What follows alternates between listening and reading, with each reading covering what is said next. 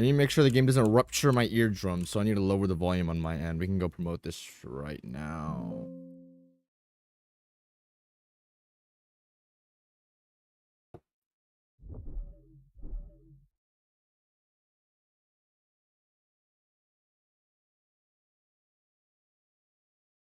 Leo's not gonna like this thumbnail.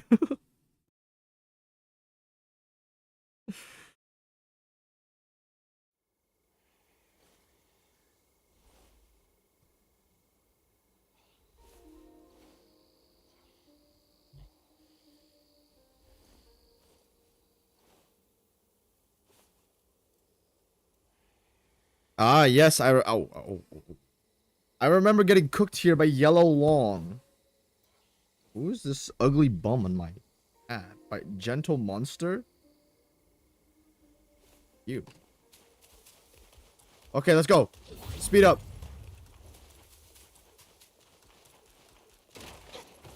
Okay. Oops, I accidentally hit some button, I guess. Oh yeah, is this all there is to the Yellow Long ring? Wait a minute. You could probably smash this. This looks very smashable. Okay, never mind. So this is the edge of this. That means we can go back up here. Okay. Also, there's a new see-through transformation, some shit happening with the yellow log thing. We gotta try that out, cause oh my gosh.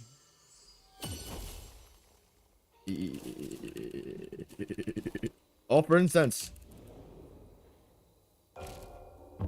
Store, buy, brew, craft, set of advance. Golden lining. Mid.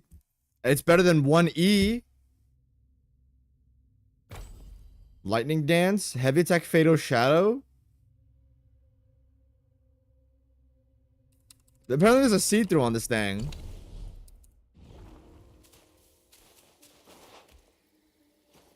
Yeah, it's an enemy. Do this with a speed boost.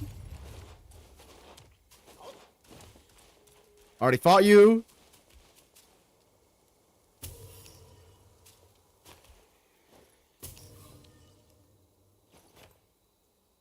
Fine. Oh. Oh. Oh, wait. I can be as annoying as Yellow Long now. Yay.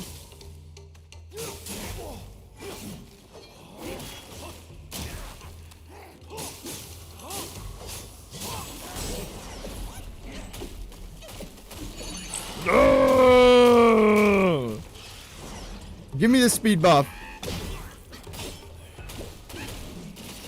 And he's out.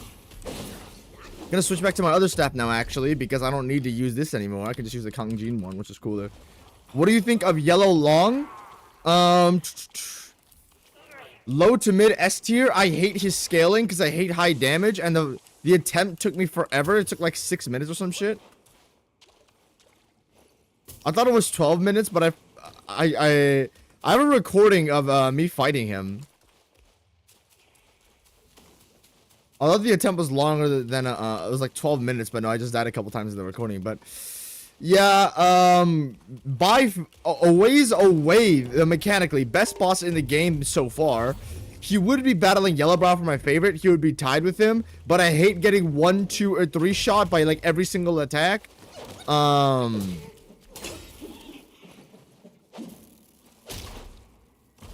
Anybody who knows me knows that I hate high damage because I guess this is just the thing with me in general.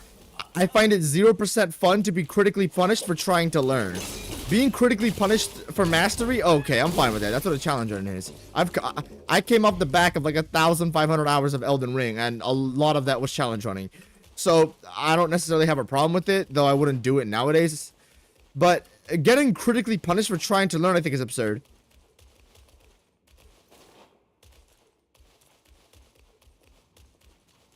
And I was trying to learn the boss. Okay, wait. I use my brain for this guy.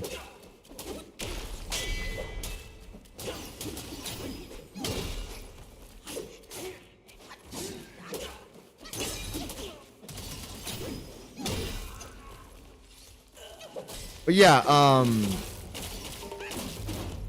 his grab is a guaranteed one shot even with multiple like even with multiple buffs on. Like, what are we doing, man? How am I getting one shot with multiple defense buffs on? What are we doing right now? Who decided this was a good idea? Oh, wait.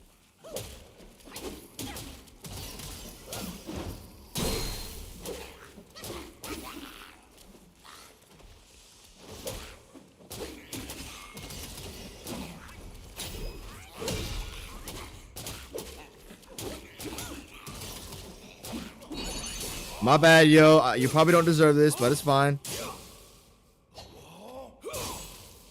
Yo, can I be a little bit more annoying to you?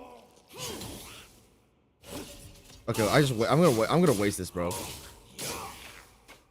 This guy, lightning doesn't seem to do much against him. My normal attacks do way more. This guy's a weirdo.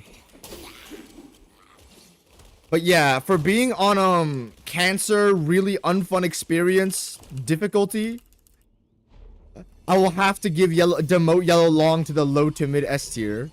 Just reduces damage by like a 50%, and then just like reduces HP by like a 30%. Actually, 30 might be too much. 20-30%, and then we're gonna be good. We're gonna be on jet difficulty, not cancer Pojo on horse difficulty.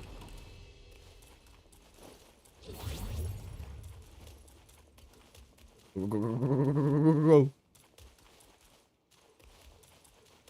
don't know. Does high damage in video games bother you guys? When I'm trying to learn or fight an enemy or a boss, high damage really gets to me. It's just because I think that being critically punished for trying to learn is really just not fun. I'm fine with having critical punishment for mastery, but we're in the learning process. I find that to be incredible. I find it to be a little absurd, just for my personal taste, and incredibly unfun. Well, I don't know. What do you guys think?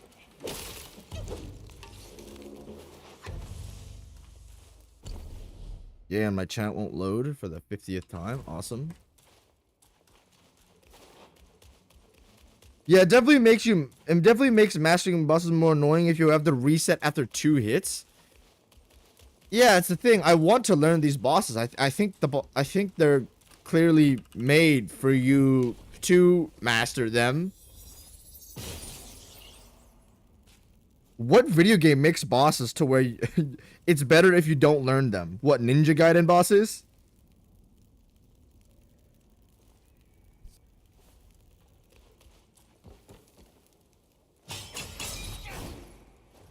Nice job, me. Okay, I think the only thing that's here is that, and then there's there's just the empty drop off.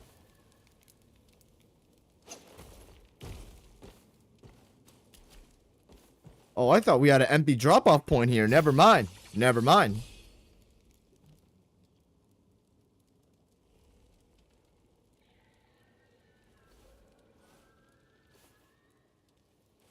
Okay, is there anything else I can drop off after this point? This looks like, oh wait. This is interconnectivity to when we loop back. Yeah, I don't think there's anything else down here besides just the old area I explored, and I'm dead. No fall damage. Do webs protect you from fall damage? Oh, yeah, that's cool. We are not going there.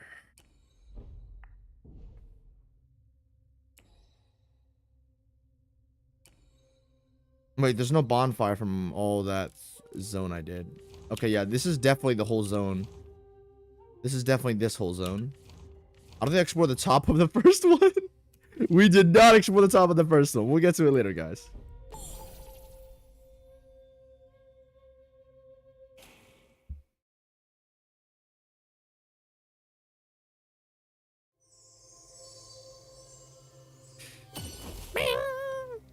Okay, go, go, go, go, go, go, go.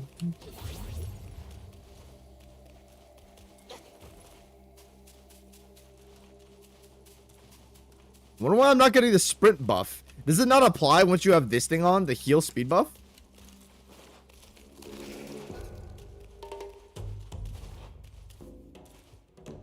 Okay, can you move, man? Thanks. We need to be going this. I know there was a path I missed. Okay, maybe don't do that. Actually, hold on. Another thing.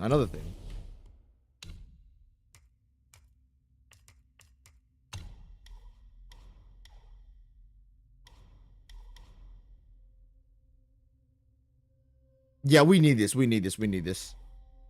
How do I get 4 focus points though? Do I already have that? Oh, I know what I'm doing. I already have 28 sparks. I already have 28 Boracic sparks, dude.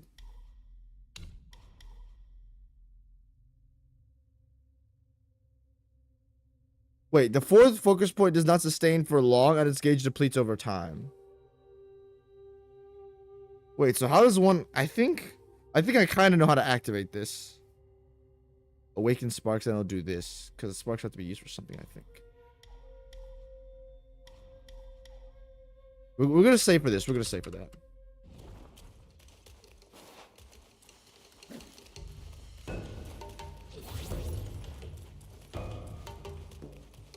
Also, another question for you guys. How much of a side quester are you? For me, most of the time, I'll just be casual with it. I'll maybe do 1 or 2 on the side. I won't really pay it much attention.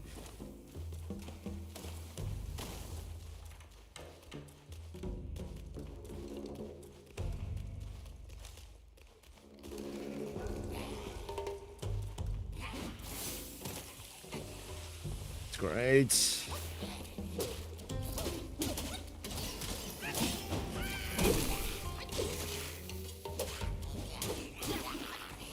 Whoa! Okay. Guys, chill out with the invisible walls.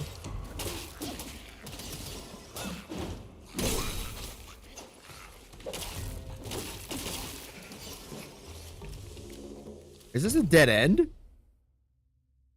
Wait, but there's a bridge. There's a bridge around here, isn't there? Is that up top?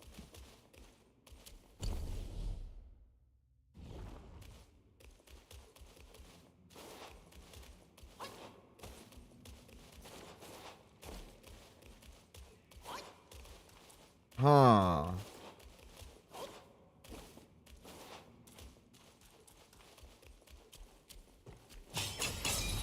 Oh, stop hitting that. Yeah, we've explored everything up here. Let's go to the one up top because I haven't done everything over here yet.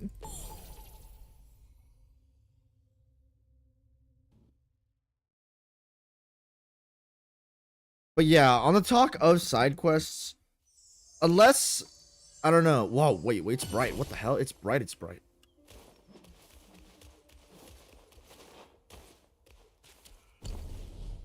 I guess something that sort of put me in that mindset is my prior experiences with them. I don't know. I haven't played very many games where the side quests are exceptional, but if you know any, go ahead. Rattle off.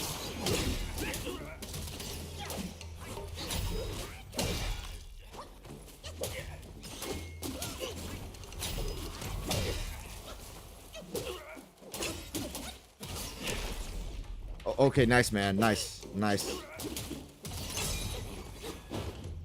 Ooh! Hello, Delirious. Hello, Pancake Guy.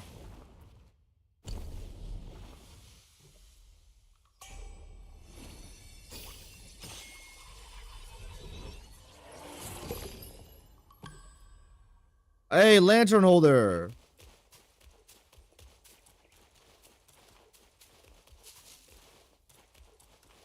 This is where Bajie ran off to. I think this is. Okay. Stop it! Stop drinking! It tastes good, man. What are you even drinking? What does the Wukong character drink? Give me my 3 will, bro. Very important.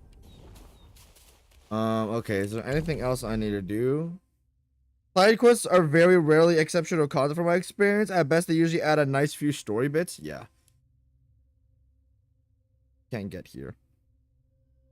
This is all foggy for a reason. You can get it here, though. You can get it there. I know you can get it there.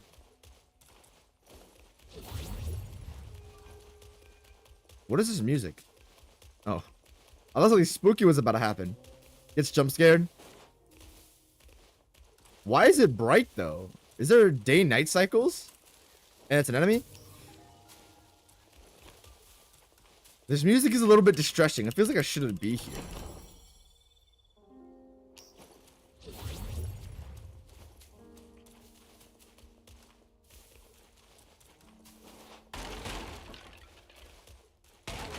Okay, where's the bridge at? Bing, bang, boom. Cross this bridge. Head to the left. Got it. I'm not gonna use these anyway, but might as well pick them up.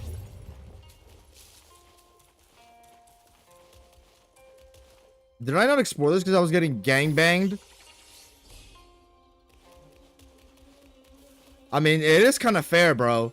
You can't turn me into the second coming of Mia Khalifa without me throwing at least up a middle finger back. You know what I mean? Secondary heart pill fire.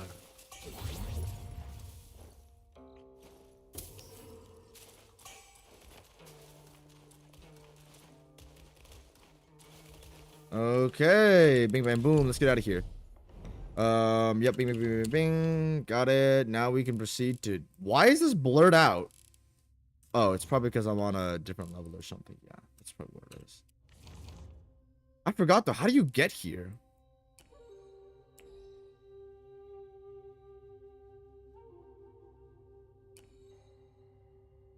Is it down this bridge? I think that's what it is. Past the Cliff of Oblivion. Automata though, game wouldn't be the same without them. Dude, I am so excited for the Delirious, I'm so excited, Delirious, for your Nier Automata replay where you like, I'm assuming you do like the weapons and the side quests and stuff. Because oh my gosh, there is so much gold within the side quests and like weapon like stories and stuff. I don't know if you really cared about them, but the Nier series has always had a really interesting way of progressing through with upgrading weapons. Instead of it being a boring stat increase, they give you stories that every time you upgrade your weapon, you get a little bit more of the story. These stories can just be cool lore bits. These stories can be, you know, stuff relating back to Replicant. Meditation spot? Stop it.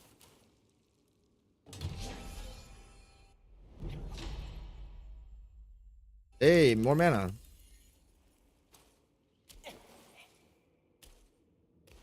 But yeah, a lot of these weapon stories are really interesting, and the Yorha spoilers for Nier Automata, by the way. Mute your stream if you haven't played it.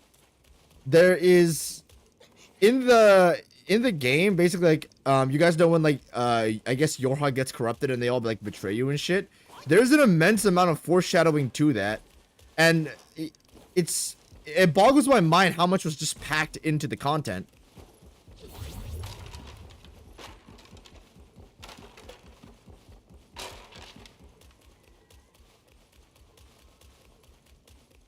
Like the soundtrack for the bunker is called Fortress of Lies. Okay, fuck you.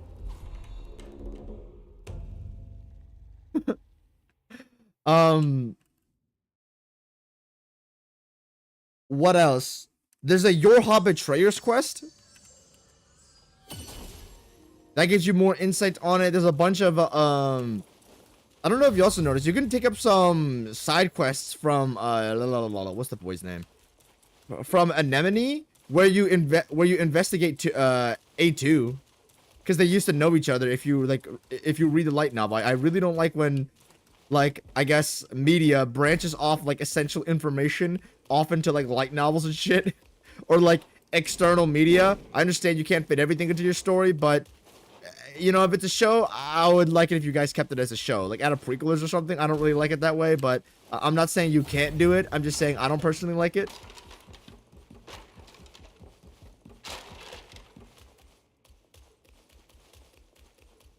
But yeah, the side quests are necessary in my opinion, or at least from what I hear for FF16, there should be at least Like, you know how FF16 gives you mandatory breaks? No! Okay. Why did I lock onto the guy? But, yeah. FF16 gives you mandatory breaks, if I remember correctly.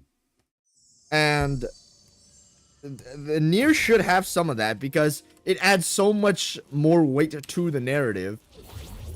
It's like there's a lot of character deaths in the game, like 2B's operator. There's a quest where 2B can give her flowers, and then she has a different line of dialogue when she dies in the bunker. 9S's operator, when you go kill her, she has a lot of shit in there. She has some shit enhanced by the side quests as well.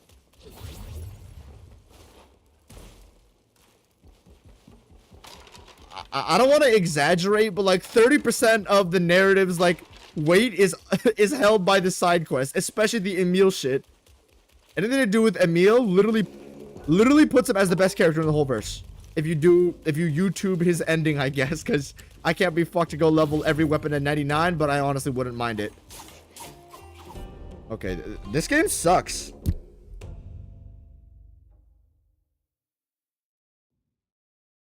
The brilliance of Nier Automata, though, is that you don't need to do the side quest to feel the emotional weight of what's going on. Though I do think, at least, I wouldn't say they should be required. Maybe some mandatory breaks. Maybe. I'm not sure. I'm not saying you should make the side quest mandatory content either. It's kind of a rock and a hard place where I don't really know the specific solution. But for me, it is, I don't need a solution because I'm going to do all the side quests anyway. I'm going to do all the side quests anyway just because I love the game. So yeah.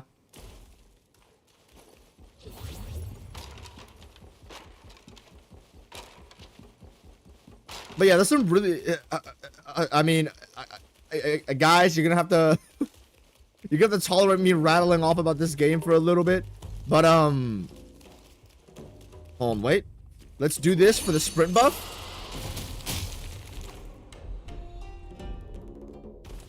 You had a sprint off the cliff buff. Awesome.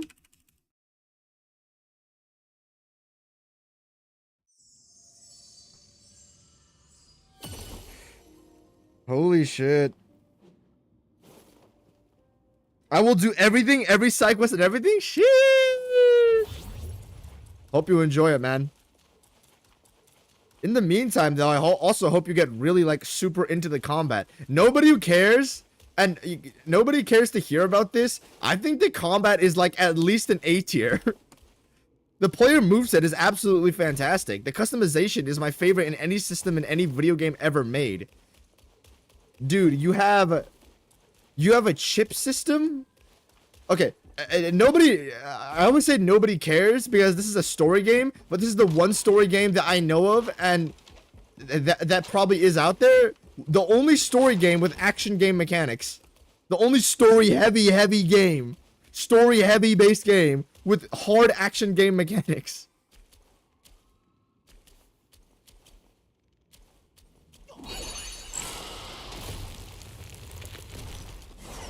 Like, dude, I'm a DMC player, and there's some bulk on Nier Automata's combat. I'll tell you that. There's some real bulk on the combat. Real bulk on the combat. Go, go, go, go, go, go, go, go, go, go. Easy, easy, easy, easy.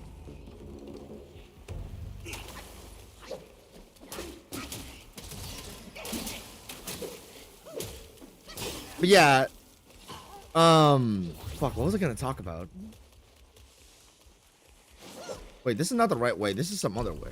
Yeah, this is the way out here. I need to figure out how to get down here. There's some overlap that sort of tells you. It's... Okay, so if the map position is stagnant...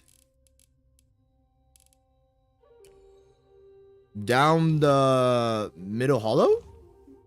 I guess? Yeah, okay. The chip system in Nier Automata is my favorite combat build creator customization system out of any game I've ever played. Just because it's so cool for you to be a robot and being able to take away central mechanics and your HUD for more attack. You can take away fishing to add more attack power or more dodge frames or more parry damage or higher dodge overclock slowdown time iframes. You can there's some awesome cosmetic stuff too. Like you could take off I don't know, more damage to have enemy death screams.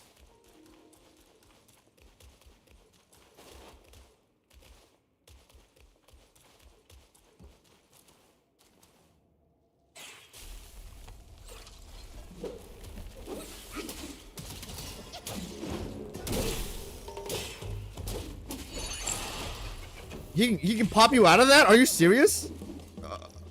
Goodbye.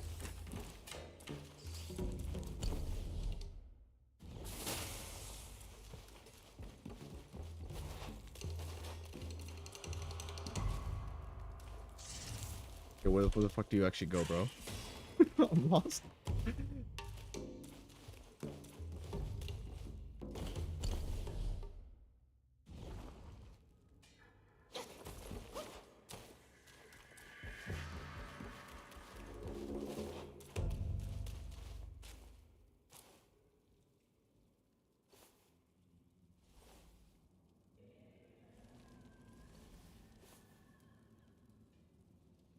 FF16 puts the most random quests there, though, while some awesome quests are completely optional. Man, what are we doing? It's a little questionable, you know what I mean?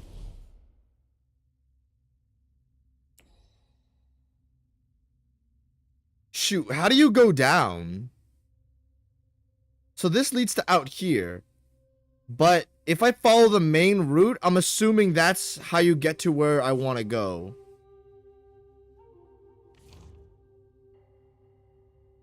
Yeah, okay, I think that's what it is. Okay, let's, I think this is where we need to go.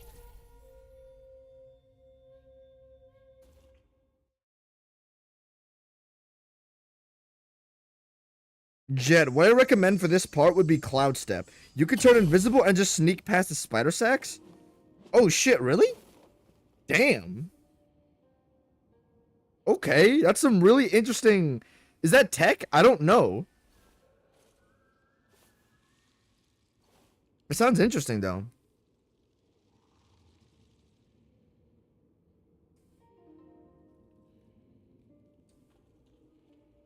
I think I could do that for more, I guess, tight sections like that, but that's some really positive level design stuff. I want more stuff like that. Really interesting things that force demand on you, because Wukong doesn't have enough of that. Levels that demand things out of you, and on top of that, multiple interesting solutions to what you're going up against. I want stuff like this. This is really cool. Keep it going, guys. Okay, so is this the only way you can go? I think that... No, it can't be. Okay, let's avoid the bridge from here. There's something else besides this bridge, right? Yes. Okay.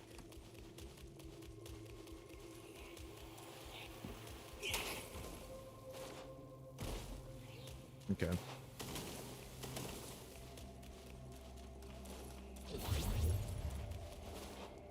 We've done everything but the main content. So I think it's... Oh yeah, this is where I was standing when I watched Bod J get Bod Jade.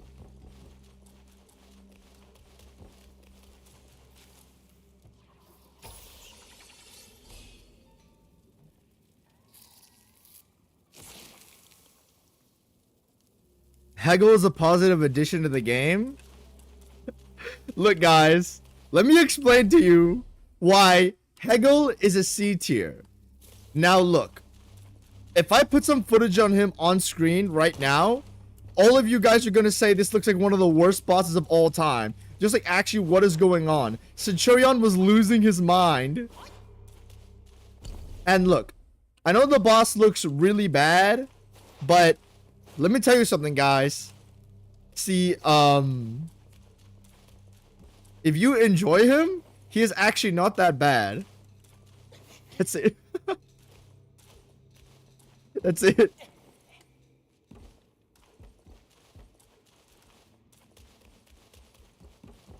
If you don't enjoy it, this is gonna be like one of the worst things ever made. I just enjoy it for some reason. There's no excuse for like its design, but like I don't know, just like the chaos and Kingdom Hearts of it all puts it. I can't believe I'm fucking saying this. The Kingdom Hearts of it all makes it good. This is the only boss I will be a Kingdom Hearts slupper for. Okay. Okay, let me get used to the thrust stance see-through, because I'm not sure how to use it right now. I don't know what the timing is.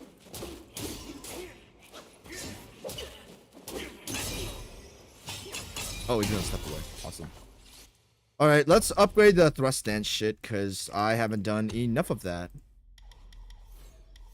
No, not this one. We're gonna want this, and then we're gonna go get that thing later. Okay.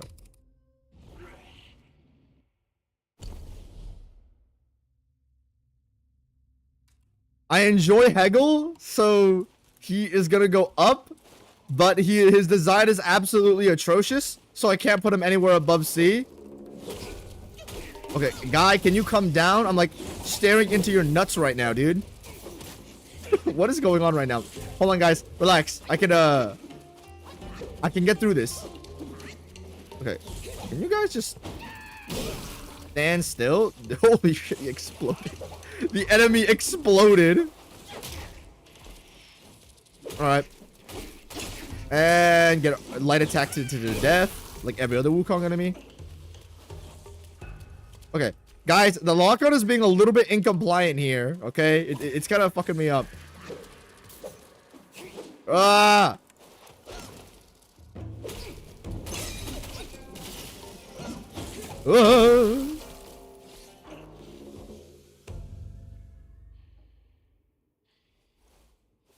He is the worst boss because he is mid while the other bosses are good? Yeah. I don't have a Nier Automata boss below like D tier. And even in D tier, there's only one D tier in the game.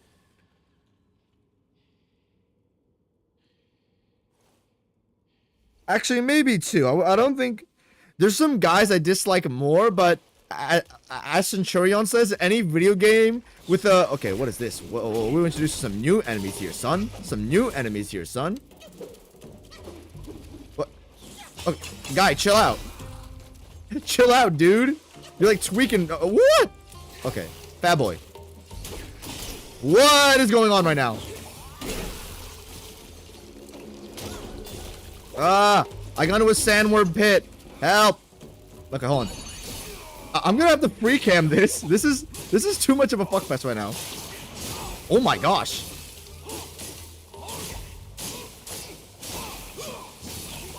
Hey, I can be as annoying as Yellow Brown now, man.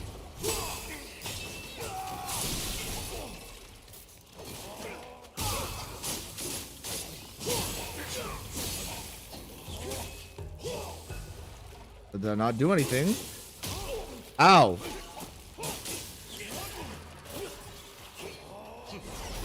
Aw. The best transformation of the game right now. I think I'm gonna hold that the rest of the game. That was really awesome. Okay, can you stop doing your spinny winnie attack? Okay. What is going on right now, dude? Okay. Guys, chill out. He canceled my transformation. Alright, bro. What is this?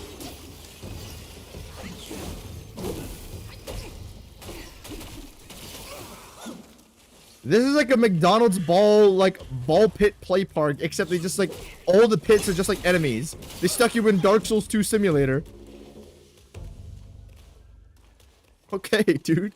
Relax. What was that?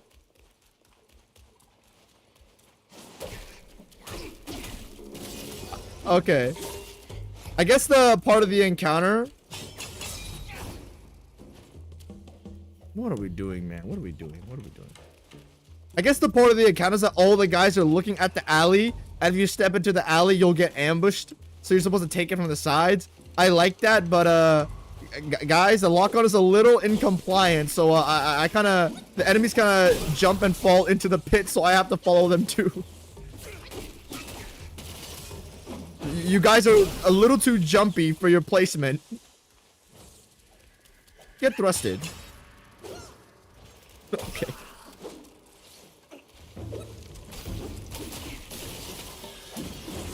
Yeah, this is real man's action. Just like 70 things going on at once.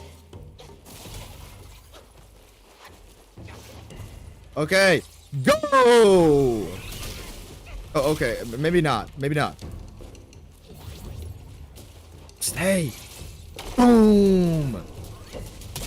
Okay, so this, I don't know if you guys know here, some form of elemental weakness sort of exists. Because on this worm guy, when I use the red tides transformation, he literally got packed up in like 2 seconds. Fire, he also has a fire death animation. Like, he burns himself on his death animation for a long time. That does a lot of damage to the guy. And it can also hurt the other worms nearby. So I think some form of, I don't know about elemental damage, but at least elemental counters do exist. Some cool depth to the game. I'm not sure how obvious or explicit this is to be. I didn't find this out myself. I just spammed buttons and then I found that out. What's my reward? That better be worth it. It's the One Piece. They don't know the One Piece was like golden nugget. Gold tree core. That's probably useful for shoe dog or something. Okay, buddy, can we oh, okay, this guy's sentient AI. Just stop it, stop it.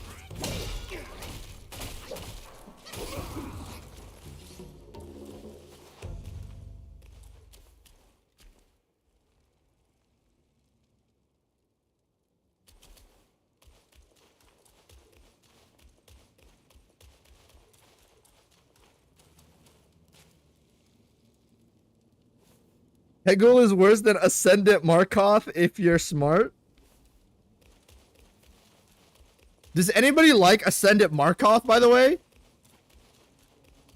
Put a 1 in the chat if you enjoy Ascendant Markoth. Alright, just... nobody threw that up. I guess for a reason.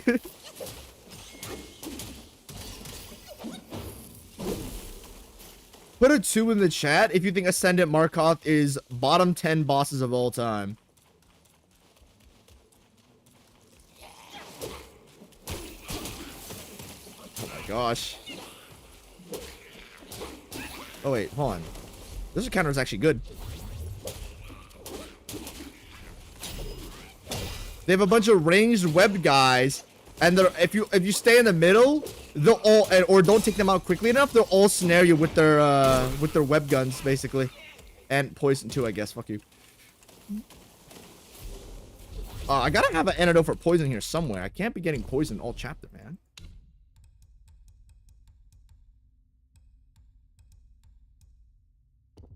Zero. Awesome, dude. No, we're not dealing with this. We gotta find a bonfire somewhere. Oh, yes. Yes. Oh. Oh. Oh. Hi, Jet. How is Black Boomer Wukong? A solid 9 out of 10 game. Hold on. We gotta make some antidotes for poison here, because, man, what are we doing?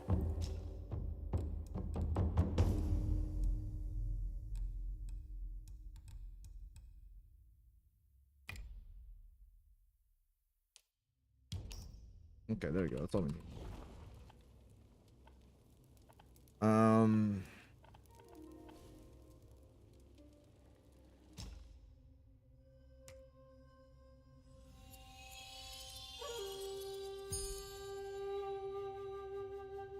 Did I just reset my whole tree? Oh, okay, that's fine actually. I thought it did something else, but oh well. I'm not gonna. My bad, yo. My bad. I only had 100,000 will. My bad, yo. Who am I using right now? Where's the annoying fucker I'm using? Yellow Long. Yellow Long is a bro. That guy was a demon. He bent me over for like 3 or 4 hours, man. He destroyed me. It took so long, but now the demon works for me. He's a part of my arsenal now, making me even stronger. And where is Yellow Long not here? Wait.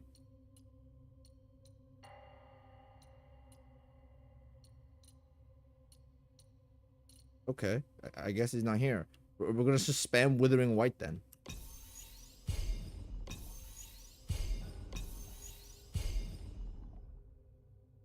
My goat Wandering White, not Withering White. Is he gonna just drop a nuclear bomb now?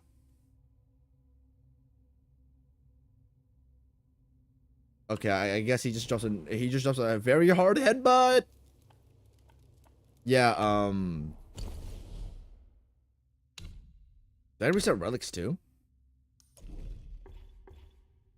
Okay, that's fine.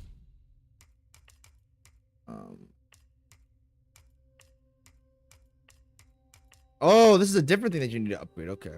What does this do? Spellbinder. What is this at the... All or nothing? This is a... What is it called in JJK? The thing that restricts that Toji had. And I think Maki had it too. Was it Binding Vow or some shit? No, it wasn't that.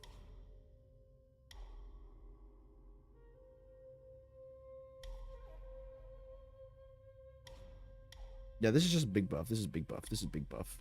We don't need big buff. All right, let's get some things straight here. We're gonna need a pluck of many. Oh my gosh, they could use spells? That is cracked. I'm not a pluck of many spammer, so... This is actually a good time to redo my whole thing, because I've been neglecting a lot of my skill tree. First, staff stances. Yeah.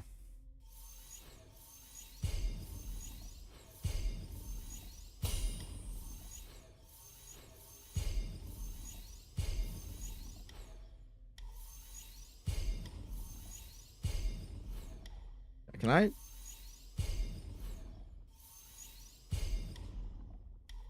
We're gonna awaken everything on smash stance because I'm a smash stance slupper.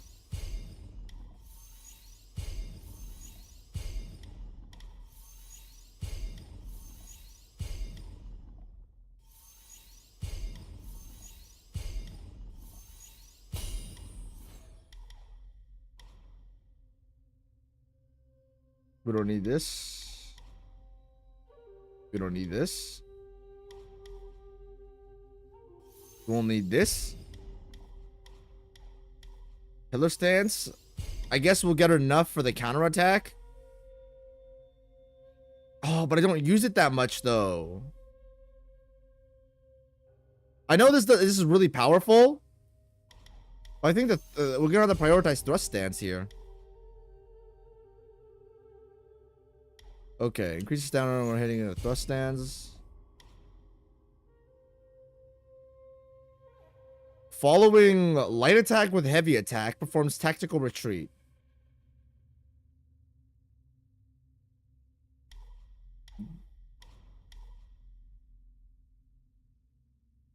With another heavy attack that unleashes forceful thrust. Okay.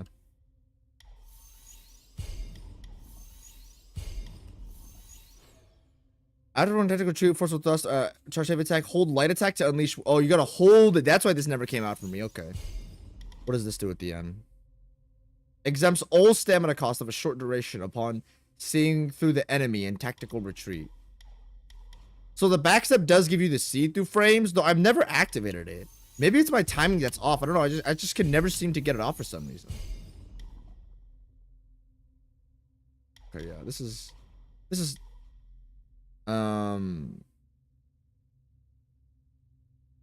is actually really useful now that I think about it. What am I doing? Okay, yeah, we need to save some for our mysticism. And our especially our foundation. Give me lots of HP. Yum, yum, yum, yum, yum HP.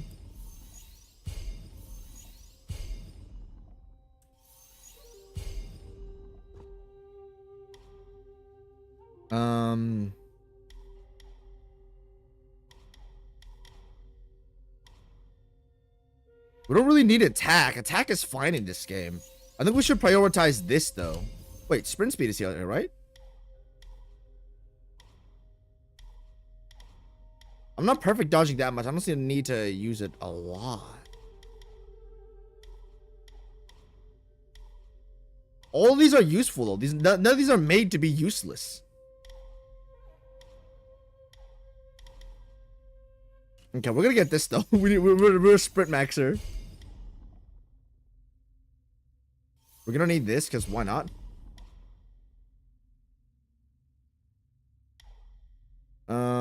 Yeah, you can't turn this down, dude.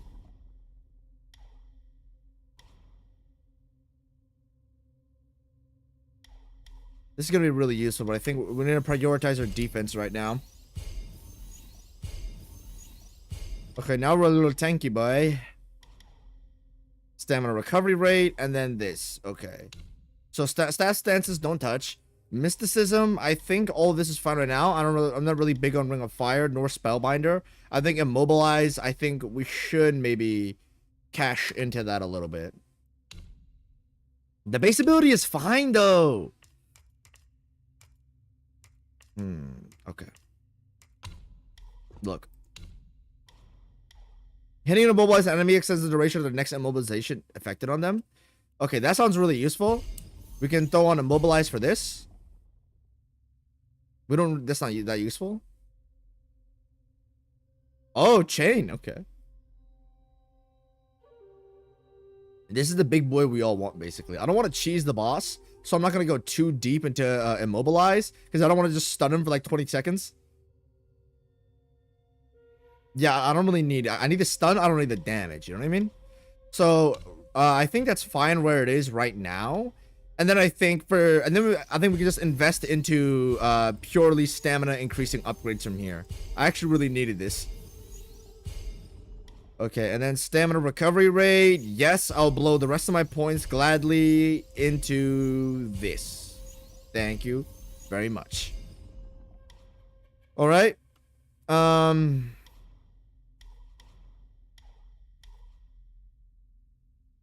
Dodging no longer interrupts light attack combo. This is useful. Stamina comes with jumping. We don't necessarily need some of these. We need to get the needs right now. We need to get the stuff that we need. You know what I mean? 1.5. There is some twisted fun to be had. Ascended is a new arena and shit. Radiant, which kills you in 1 or 2 hit. Radiant, Markoth, which kills you in 1 hit, is for sure a 2.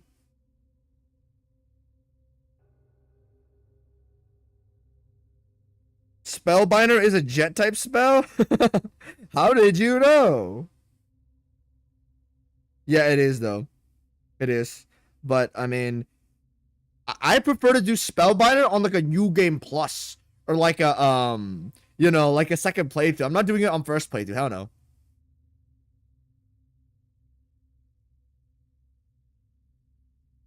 So I'm assuming these are passives you get. Yeah, okay. So you get gauge depletes over time. So yeah, you got to do the 4th one like immediately, basically.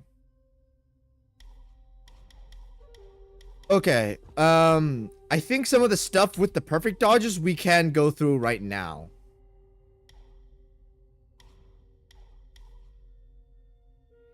Focus gain from perfect dodges. Yeah, okay.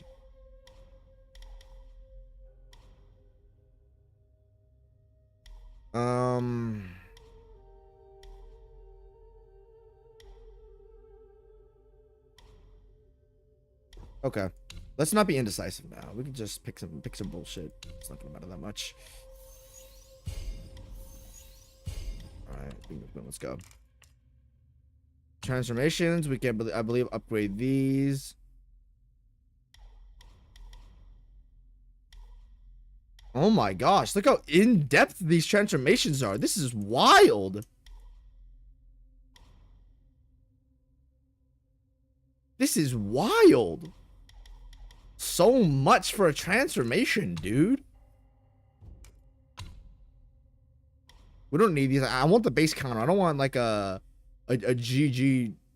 Fuck this guy, like royal releasing him from DMC5. I don't want that. Okay, so let's go set our spells.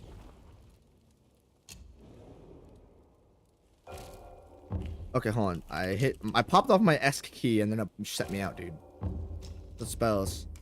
So, we're not gonna use this. Get immobilized. Rock solid is a good counter. Keep it there. Pluck of many, we're gonna use the gangbang, and then the transformations I am 100% okay with. Alright, so I think our little Wukong boy is strong enough. Ooh, look at that HP. HP increase, son.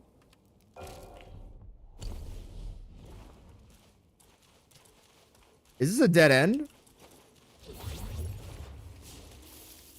You are smoking if you think I'm fighting all that. Hell no.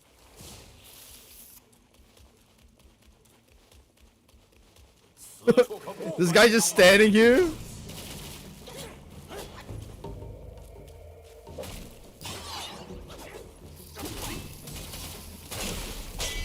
A little too late there, but I think it's fine. Time that a little off. Ow! Come on, don't spam roll. You have to have a brain on these enemies.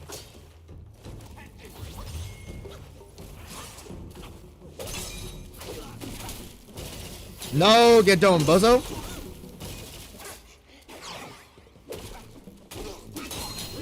And get out of here.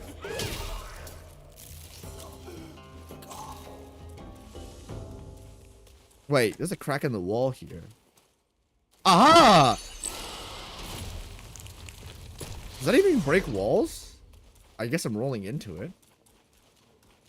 Speed boost. Hello, guy. No. Hold on, let's avoid these. Oh, I didn't hold it down. Okay, I'll fuck up the timer for that. Blah, blah, blah, blah, get out of here. I feel like I'm... Okay. I feel like I'm slower. And I do less damage. But it's not that much... Okay, buddy. You can stop doing that now. Come on! You can't back into a corner and then spam poison spit so then he like... He one lane artilleries me to death. Hold on, okay, this is not what I wanted to do. I think, is this where Violet Spider is? I think it's where Violet Spider is. I'm getting Violet Spider vibes, man. The vibes.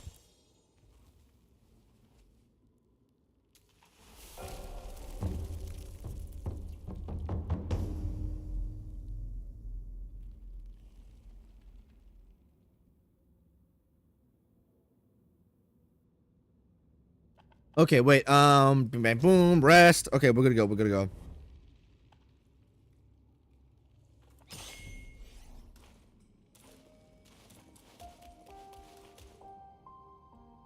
What is this music?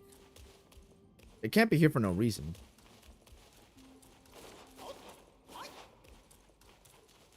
I'm going in reverse now, aren't I?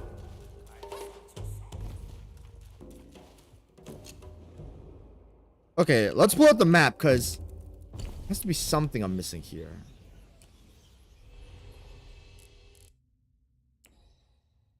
Am I going in reverse? No way. Wait. This is the crack where you go into. I know that.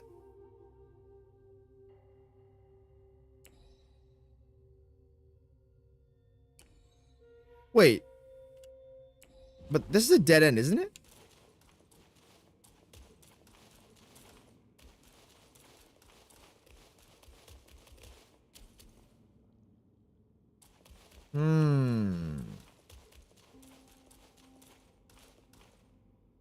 Oh, this is the point. How did I miss that? Okay. Instead of doing this... Oh, that's why the music got so somber, I guess. I thought we were doing nothing, but... I just blind. Alright, let's go to the crack that I missed earlier, because, no, Wukong... Hidden Wukong areas are not escaping me. Nope. Why do they give enemies externals?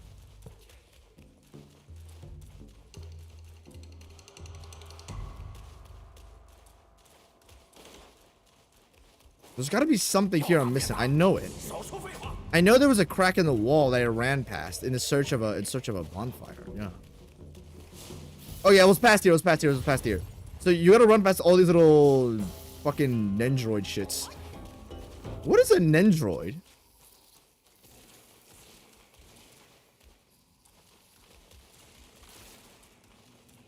Yeah, was it here? Yeah, okay, it's here, it's here, it's here.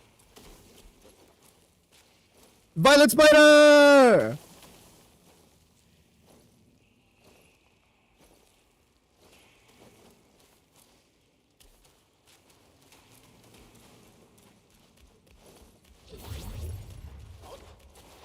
Meditation spell, let's go.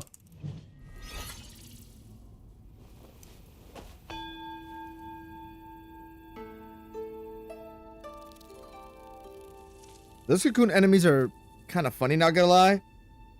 They constantly attack but can't move. The YouTuber Zen made a very good running gag in one of his Wukong visits with those enemies. What did he do?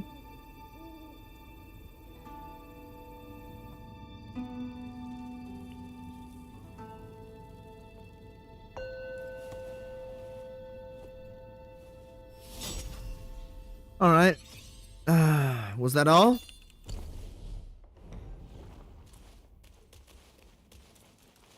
Yeah, okay. That means we can, tap out, swim back, bing, bang, boom, bing, bing. Let's go.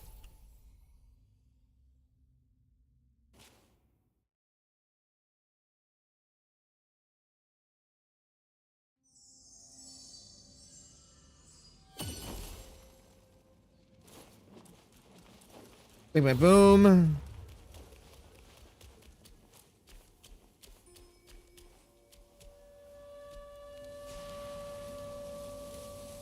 Oi.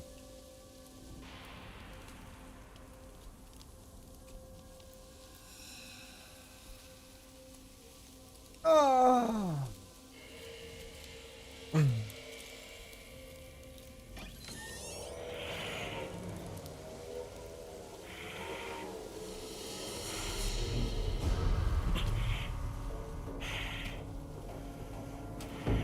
My goat? What do they do to you?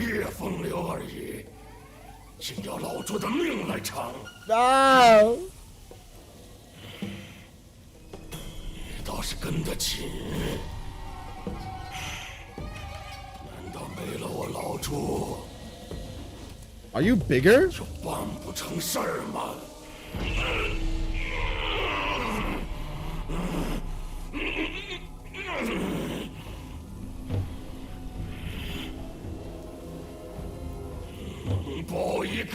Spare me this burden. He's bigger now.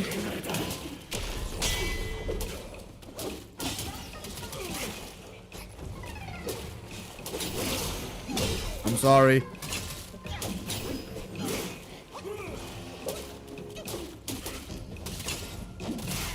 Okay, I just hit the right click thing there and nothing came out.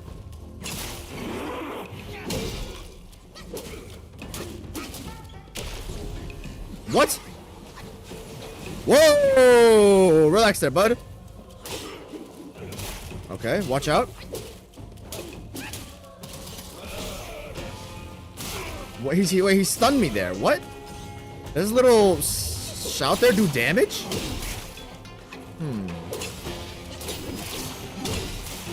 Oh, he's immune to see-throughs.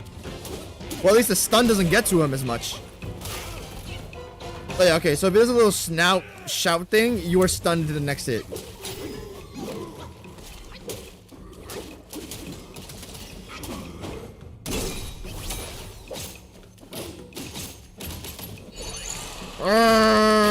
That is no damage.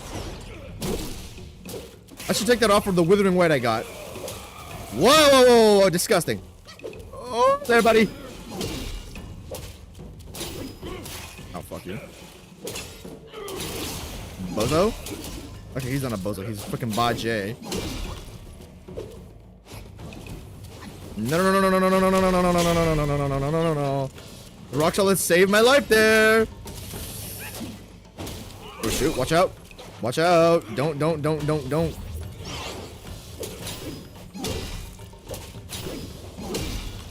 Okay, there we go. That was not a happy type boss fight.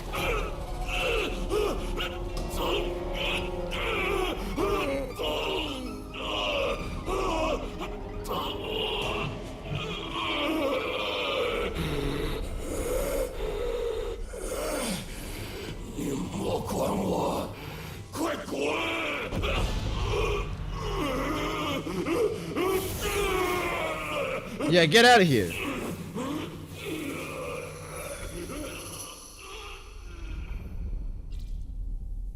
Where's Bajay?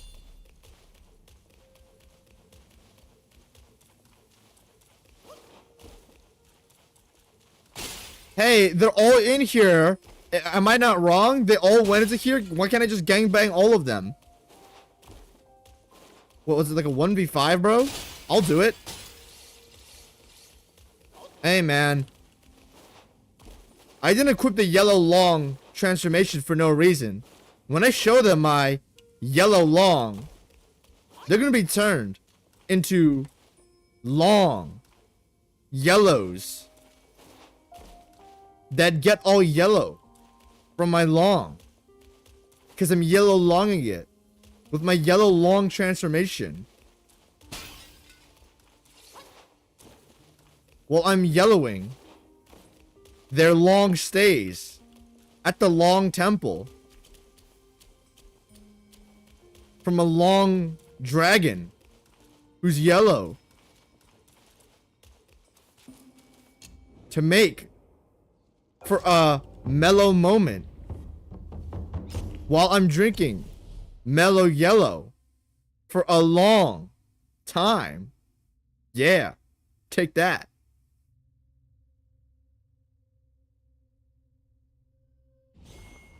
Yeah, you guys can just all unsubscribe now. Just leave the stream. You can just dislike all my videos now. What the fuck? Okay. Nice.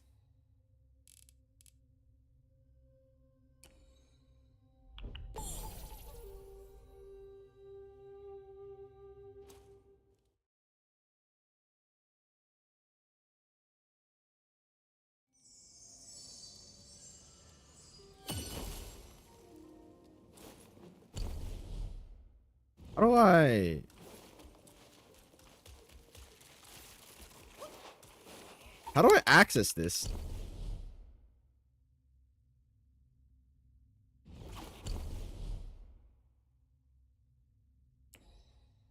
So you gotta go all the way around up into there?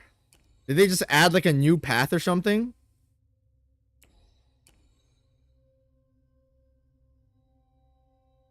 Is this like under me? Or is this is it over? This looks quite jumpable. Oh shoot, awesome.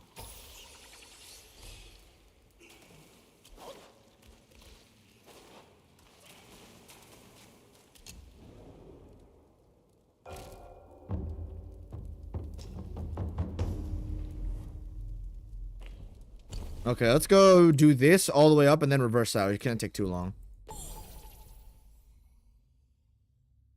Who let him cook these bars? You did! Finty, you remember that one time where in VC you said, Jet can spit any super hot fire bar that he wants to, and it'll be good? I heard you gave me the green light for that, just saying. I heard.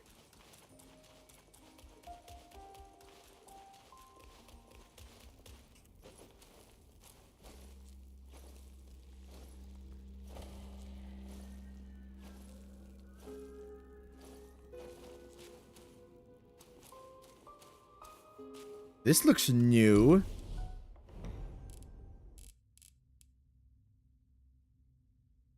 Alright. This is a small little section I want to kill ASAP. We can cross this over, okay. Because this looks like some main area shit.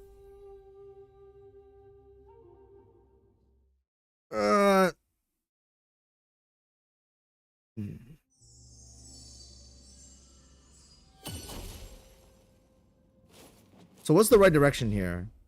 It's the other way. No, it's 180 from here. So over here? No. Is there no way for me to cross over here? Hold on. There's 3 routes. 1, 2, 3. One leads to the new route. This leads to the thing we just did.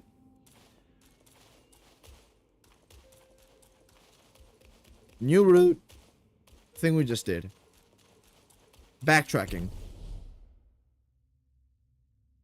And the backtracking is a path under. But it's not a path over.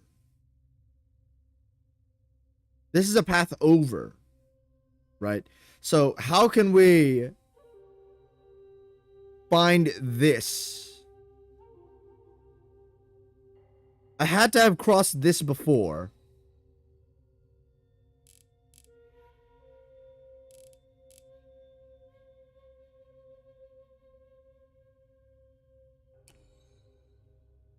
Wait, so you go here into this part and then you surf upward. Okay, yeah, I'm dumb. I'm dumb.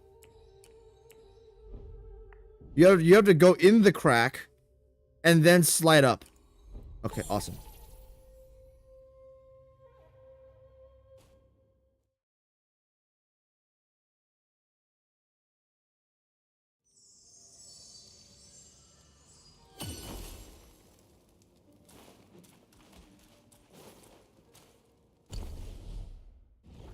All right, so we need to cross this really quickly.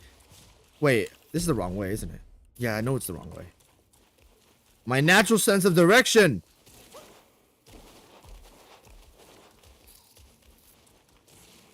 Blah, blah, blah, blah, blah, blah, blah.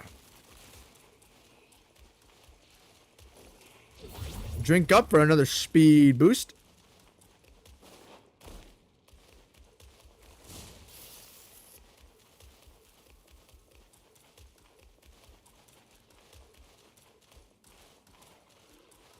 Wait, I'm going too hard in reverse now, right?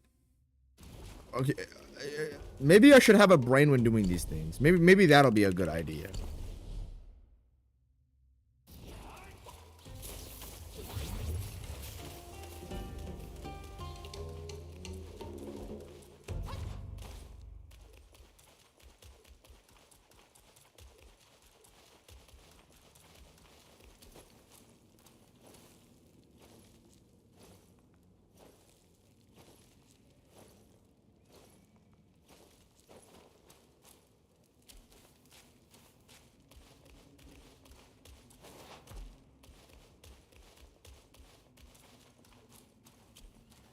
There has to be something new here, is there not? I don't want to meditate. Hard invisible wall, nice.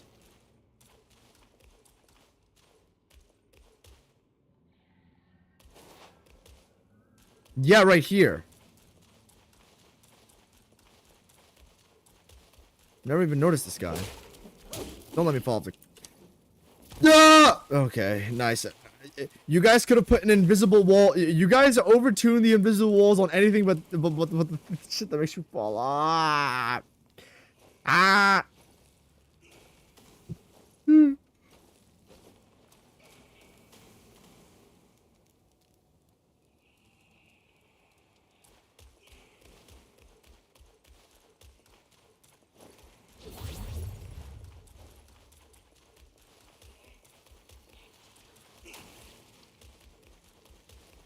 Don't fall off now.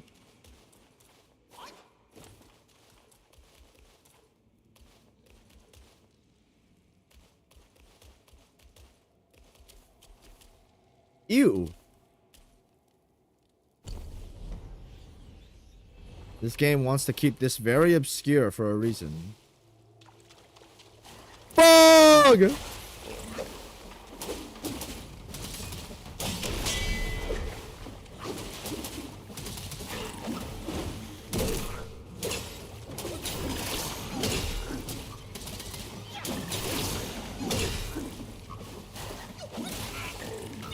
I have no stamina.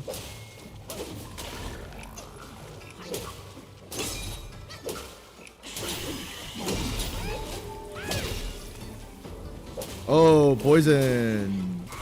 Okay, what is this attack? Wow, a frog just kicked my ass. Because I am being very ignorant.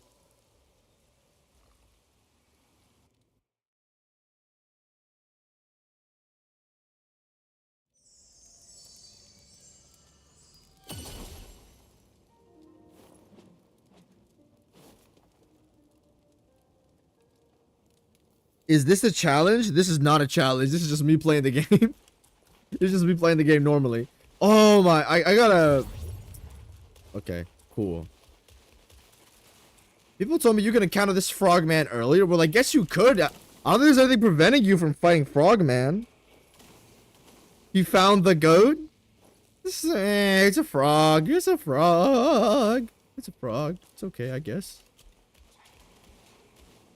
Stop it.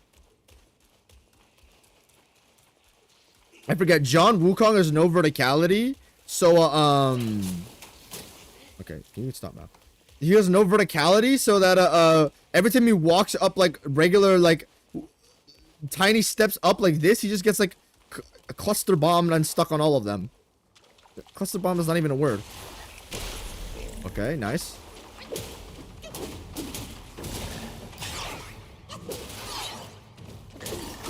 Okay. Why does the frog do so much damage? Guy, what happened to your AI?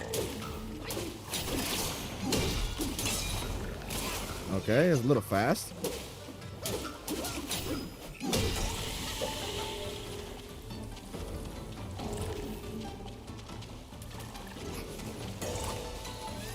Oh. Oh. You can shoot you from his tongue. Okay, you can stop doing that now.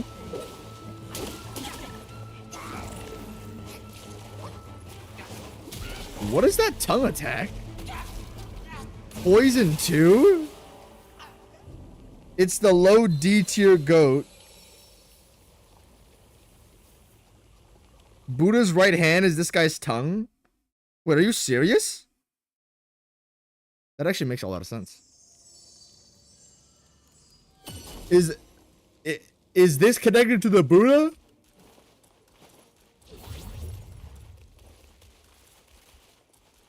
Go, go, go, go, go.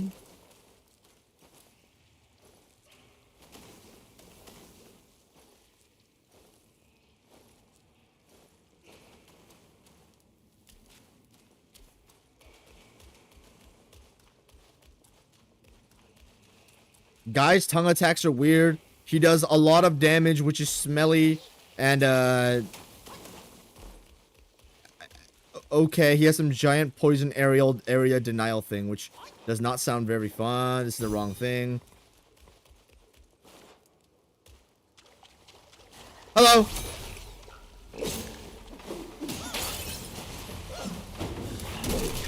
Butt kick.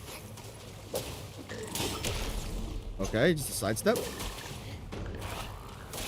Nice. I can't do anything. No. Stop neutral trading me. You're not Melania.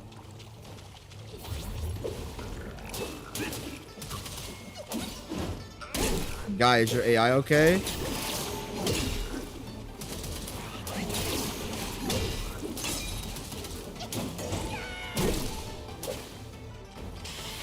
What if I just ignore this?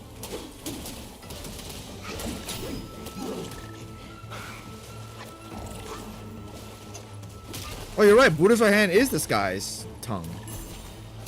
Okay, can I heal for 1 fucking second, dude? Or just Elden Ring, where guys just don't like me healing. That is damage as like an actual attack. That is. Oh, okay. Whoa, what the hell? Okay.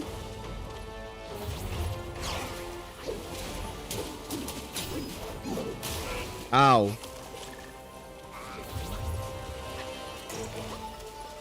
Okay, that is actually, it's not that bad. Can you like stop stepping back every like 2 seconds? I forgot, this is the actual like physical thing you have to get out of the way of.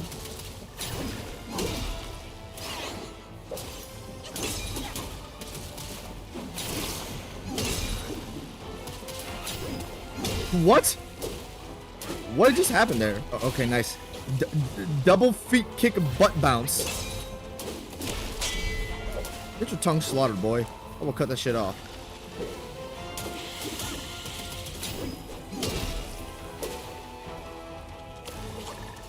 Ah, I don't have any heals.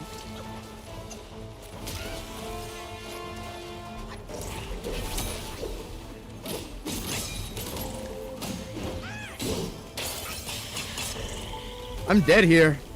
Ow.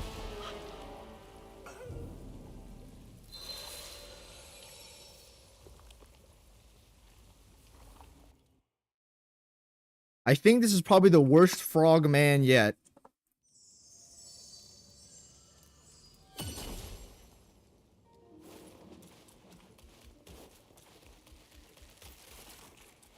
We do need to preserve our heals here.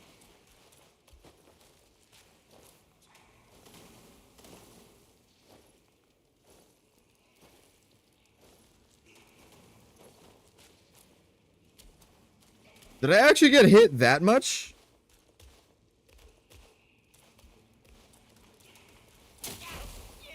Wow. On top of it, he just jump scares me with like one frame.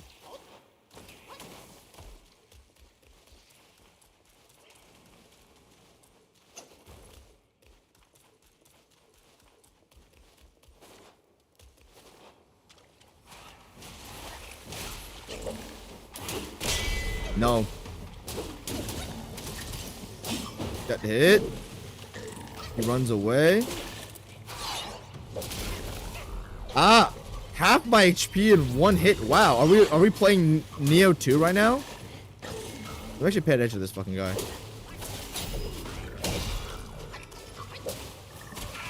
Okay. I'm trying to see through, but like this guy's really fucked timings. Yeah, okay. Ugly ass roar, roar, roar, roar, roar, roar, roar. I can't see through. Wow, okay. Here, I know what the problem is now. What?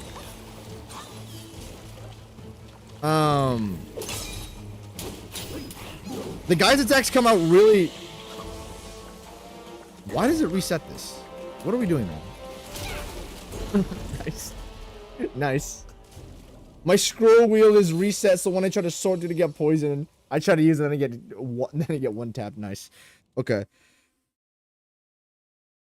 But I'm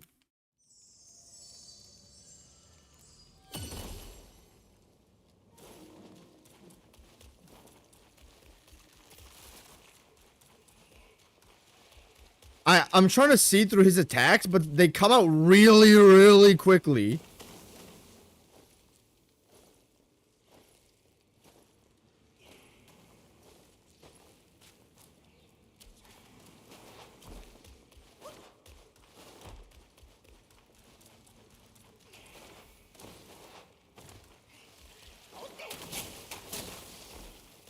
Love this enemy and his placement and how it could fall off. C2's is not the way here because the guy attacks so fast. It's like, it's kind of hard to predict it. Even if I'm going based on tempo, it's really weird as well. I think relying on super strong,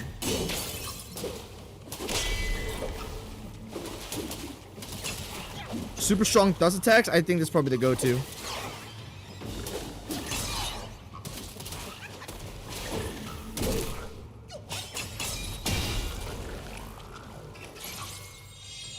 Go! Beat him up! Beat him up! Beat him up! Beat him up! Beat him up! Beat him up! Beat him up! Beat him up! Beat him up! Beat him up! Beat him up! Beat him up! Beat him up! Beat him up!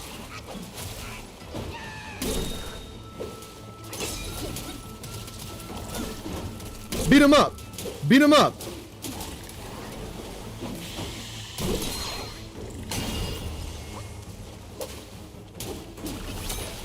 Alright, just get my stamina back. Thank you very much.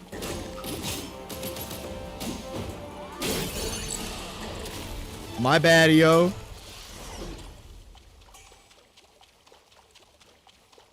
If I actually dodge there, he's actually not that bad. I just keep trying to see through the fuck out of him. And then I just like face rolled everything, basically.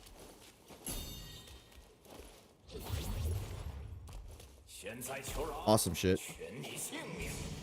What is this? Who's out to gangbang me? Is this interconnectivity? I swear I saw this guy before. In this exact same placement. Low profile. Wukong. Impossible.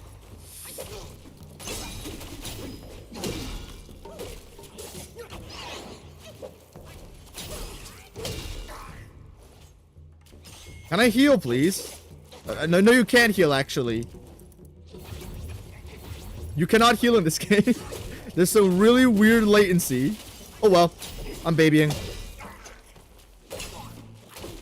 Bozo?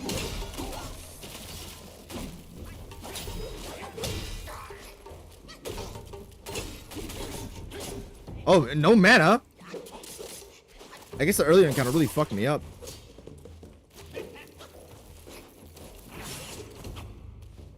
Goodbye. I think this loops me back. Yeah, it just loops you back, and you have the cool thing on the cliff that I cannot get back to. Awesome.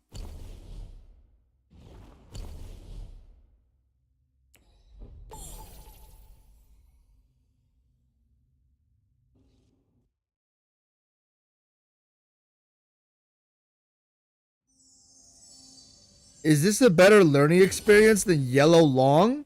Way better learning experience than Yellow Long. Way better. Yellow Long was like 4 hours of like one-shots. I'm like, who the fuck finds this fun? The boss is actually fun. Getting one shot with a grab and 2-tap with the combo and then lightning stun is not fun.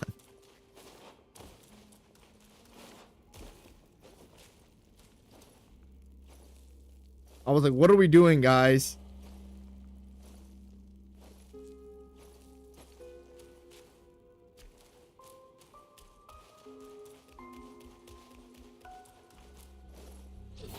Nice, man. It is not R to interact. It is Violet Spider. Getting heavy on the cutscenes now, are we? The weird ghost shit is back. Who are you?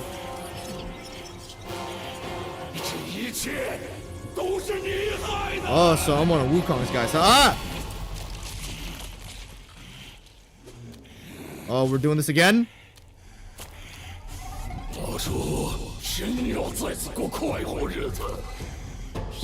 To the death? Oh, nice.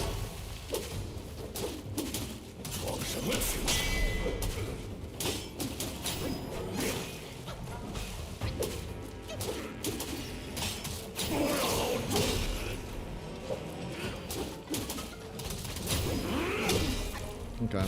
So it does stun him. Am I sludgified?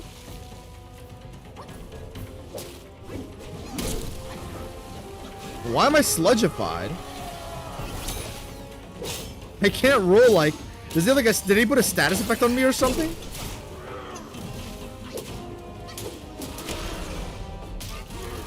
He's slow. He's slow too. I'm slow. We're both slow. We're both slow and fat pigs rolling in mud.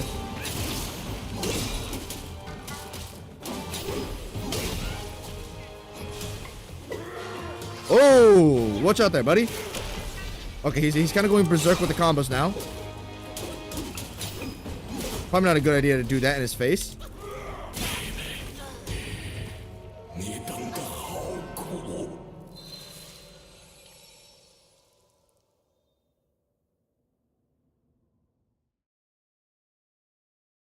Why did they just give me a flash of like his phase 2 basically? What are we doing, man?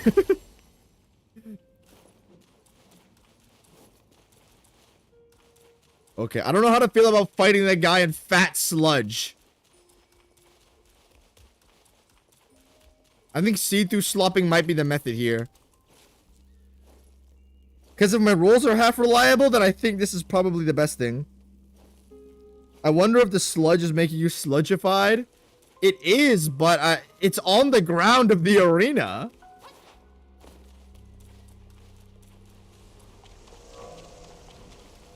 Is it not? Yeah, there's nothing you can do about this. Okay, fuck you. Nice. Dick move, man. Okay, yeah. That's got a little bit of a longer startup on it. What?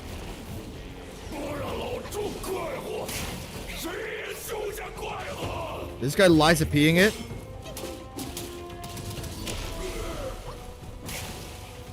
Is he like intentionally missing or something?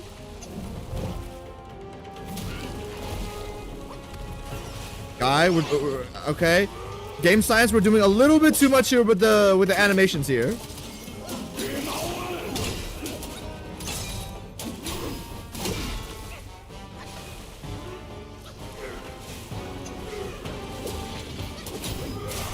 That was not a see-through. Oh my, does he have heal? Does he have Elden Ring heal counters now?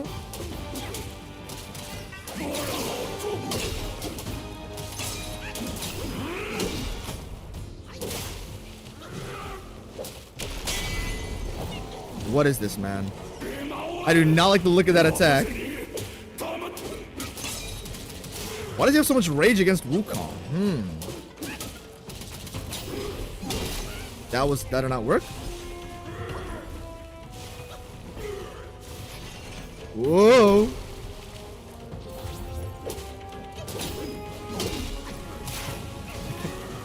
Wait, can you sprint fine? Okay, you can sprint fine. That's good. Ow. I hit the space bar, but I'm getting fucked.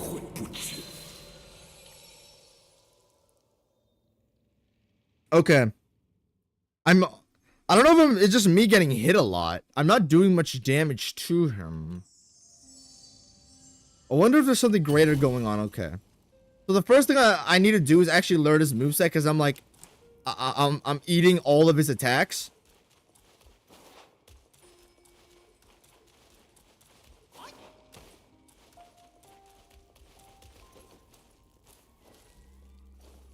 So your rolls are, I guess, inhibited, but your sprints are not.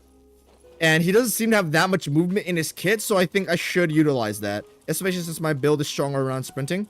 Maybe it's just all this weird sprinting stacks I have on.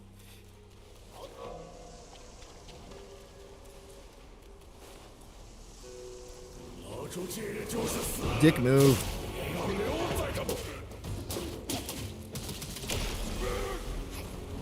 Okay. Dude. What is going on? the camera, man. Okay. The camera is dysfunctional. Whoa, okay. You can't outrun it.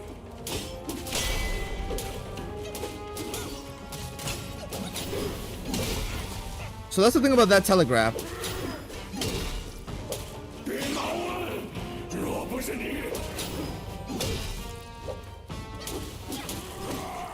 Yo, I can spit on you. There we go. Oh, I forgot. Always assume he has a hyper armor after those things. Okay. The camera here is really not keeping up right now, man. Okay. Okay. Oh! So he can... I forget that one's not a... That one doesn't do anything. It's weird. Those spins don't do any damage. I guess it's to prevent you from see-through fucking him. Just spamming it. So you have to actually learn his timings a little bit instead of just... Whenever he does something, I do like that. He forces you to use see-throughs in a smarter way. Oh, is that a mix-up? I've never seen him do that before. Ow. It's a very weird boss fight. I don't know if I've seen something like this before. Okay, the little snappy, does that you makes the next slam unavoidable. Okay, we found that out in the last fight. So it doesn't seem he can do an attack after that point. And now this is an attack. Don't see through. What? 1, 2, 3, 4, 6, 7, 8, 9, 10. Okay, so you need to outposition that thing at face value. You can't. You're not dead yet.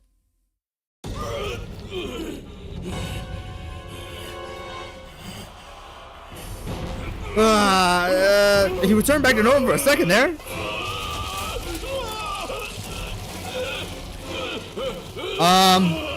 You good, bro?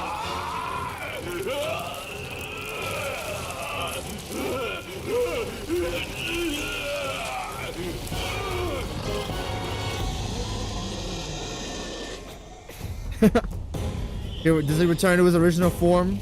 A pigwai? A yaogwai at that, actually.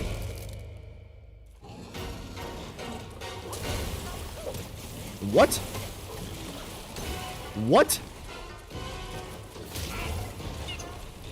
This is like Gaia's charge from Elden Ring.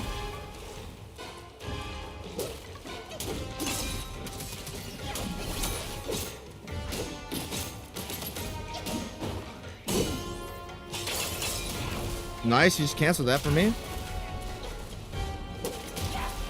Wow. Okay. This is gonna be a rough one.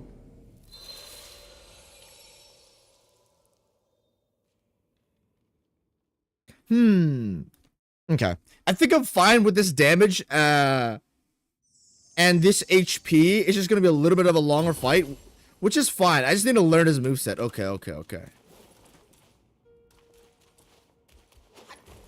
So I'm fine with this right now.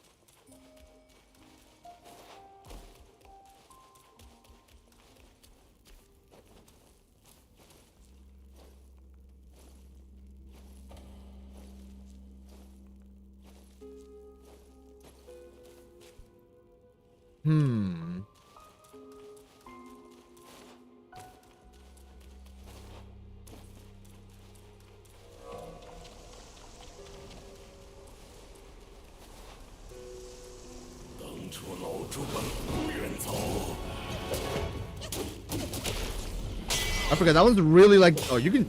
What? 2. This one's face forward and attack. 1, 2, 3. I'm having I need to distinguish when he can do the 2 into the 3, because the spins don't do damage, and if I mess up the see-through timing, it messes me up. 2, 3. Big sludge surf spin. Okay.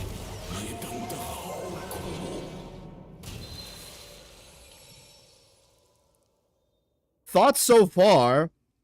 That whenever he does do his weird sludge form, I do not like how that looks. Model is ugly.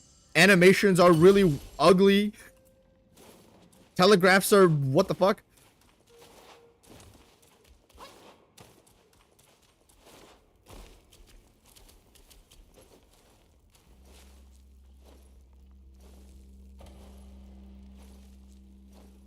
I've never seen anything like this before, though, where he's like, he can, like, your rolls are inhibited, so you have to cooperate with that.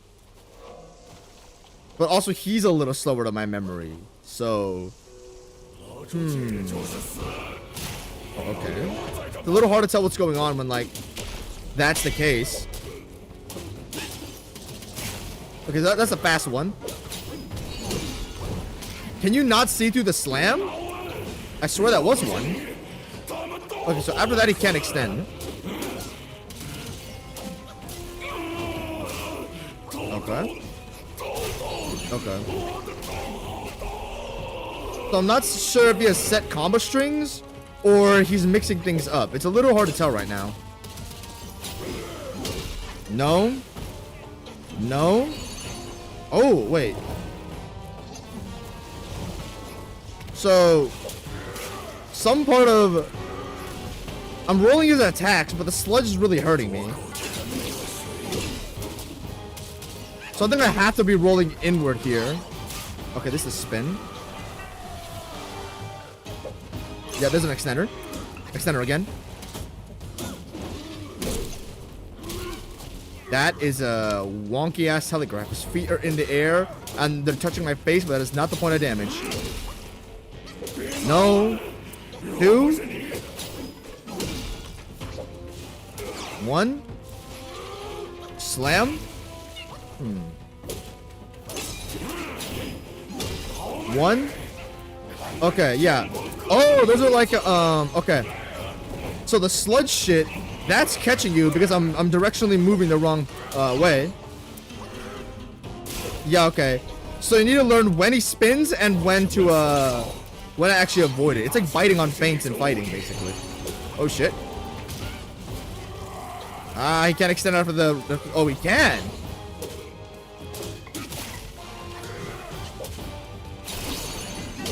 Okay, so you can see through that stuff. Slam. A little bit poorly timed. There we go.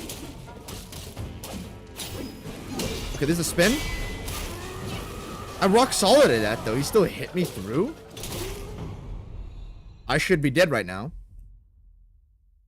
How do I skip this? Okay, wait. So I think for this one we're just gonna run away because this looks like a fuckfest.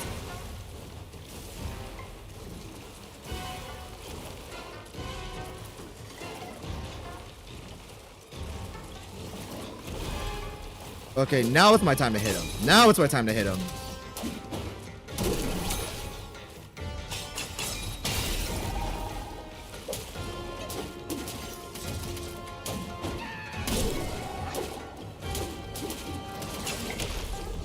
What is he doing? What is what is this? What's going on? Guys like flibbering and flabbering and gibbling and jabbling, and then my camera turns inside out 360ing as he charges me, and then I die to like, what? What? Guys, I what?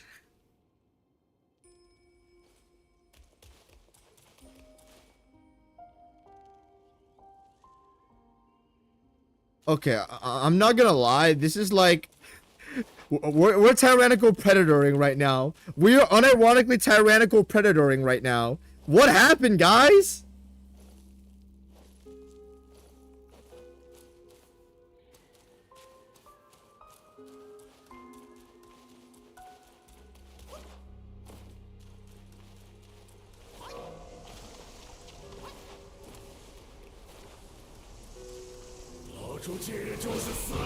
Big move?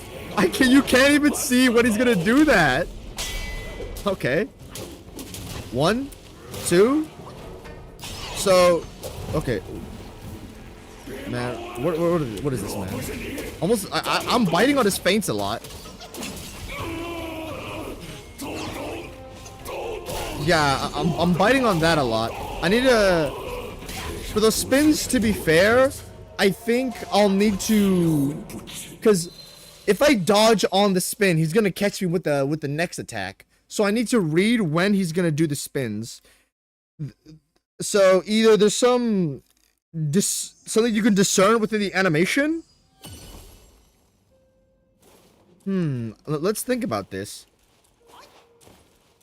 If the boss doesn't have mix-ups, then it is fair. But the boss seems to have mix-ups. If the boss does have mix-ups into spins, then that means that there has to be something you can discern within the animation, or your actual player mechanical character, you can do something about it. So, your rules are inhibited. These are the 2 puzzle pieces we're given, and we have to lock those together somehow. So, because your rules are slower, I'm assuming you're given a more lenient window because they're slower in reaction. This means that you have more time to react and bite to see if something is a spin or not. So that means that since your rolls are slowed, it is incentive for you to be dodging better because your perfect dodges are not changed. Your regular dodges are changed. So I think that you're not supposed to bite on his attacks and they're slow because you're supposed to roll at the last second. It's a perfect dodge check. Your rules are purposefully inhibited to give you this clue. Okay. I think that's what we're doing here. He also, when I'm rolling, he also does have this, the sludge also seems to be hitting me even when I'm rolling it. So I think there's might be some Moog blood flame activity going on here where there has to be some form of directional roll that is consistent for me to avoid this. I'm just not exactly sure what.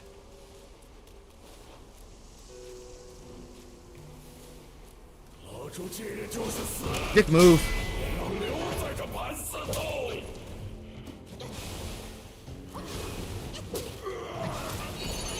Yeah, okay, so I roll into the rake slam there.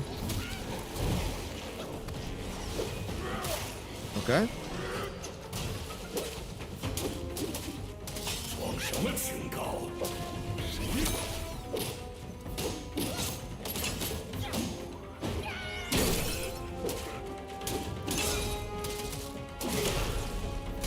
I thought that was gonna be the spin. Okay, so that is always the correct position, directional roll for that. I think you want to go the opposite direction of the swings. I think that's probably our best course of action here.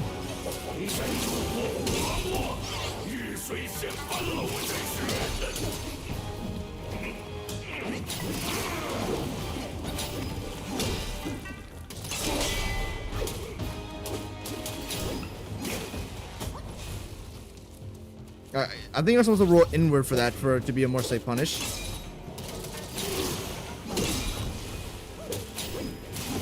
A little bit more, just a little bit more delayed with that. Okay, yeah. So that sequence can change. Yeah, okay. So after that slam sequence, he usually can bite into a spin there. That's a 3-piece. He can mix this up. 1.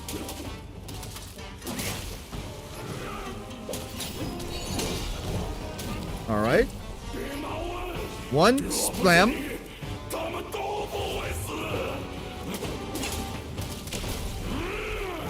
Whoa. Okay.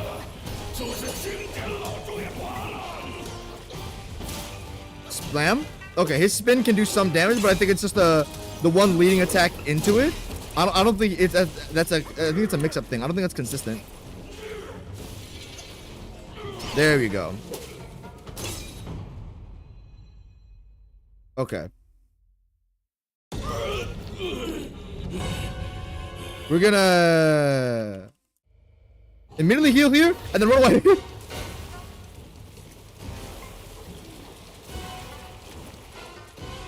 Oh, bro, look how fast I'm moving in the sludge. Okay, nice. I just got hit by that like a dummy. And I just did the most suboptimal move in history. Nice job, me. What? Okay. Nice. Wait, were those hitboxes off?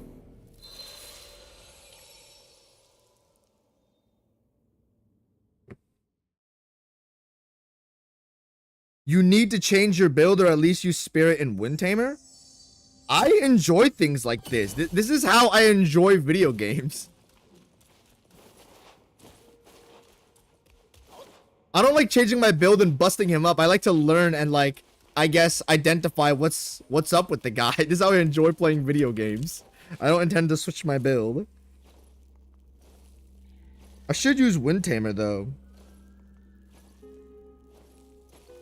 The bosses in this game input read you and change their attack patterns based on your inputs. Good.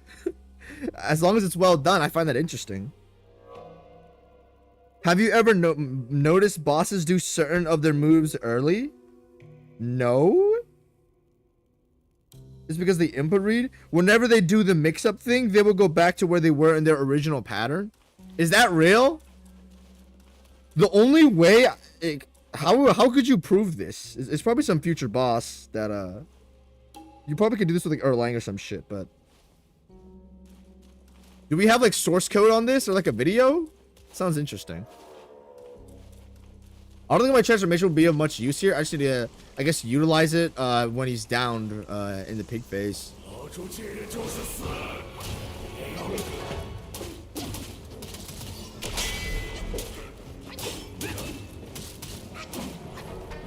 Okay, well, there's 1, there's 2. 1. I couldn't roll there. What? Maybe it's just me. Slam. Hold on. Is there extra end lag after your roll? Oh, there is. That's what's messing me up. This is a mix-up here. Bite. That was not a see-through? What was the problem there? Not gonna bite on this. I wanted to see through. Fuck. One. Oh, okay, yeah. So there are directional rolling requirements to what he's doing. Big slam. And then he's gonna spin. Yes, okay.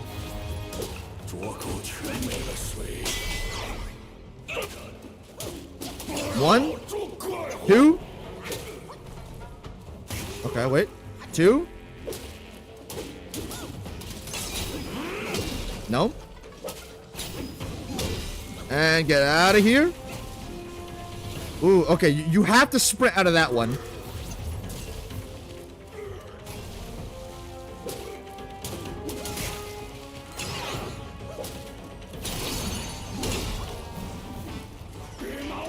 One.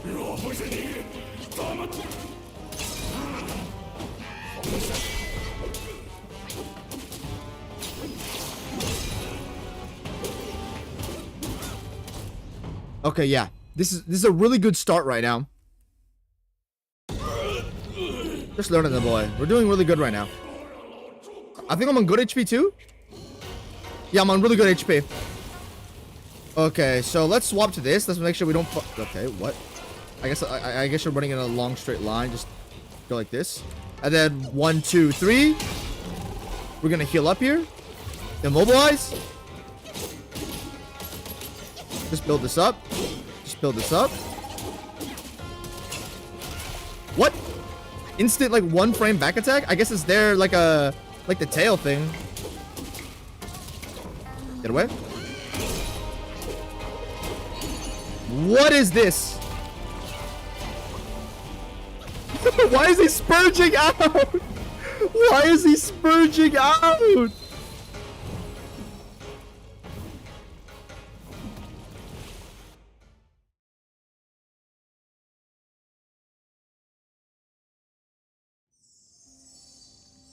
Okay, guys. I'm sorry. I really like this game, but man, we might have a new tyrannical predator competitor.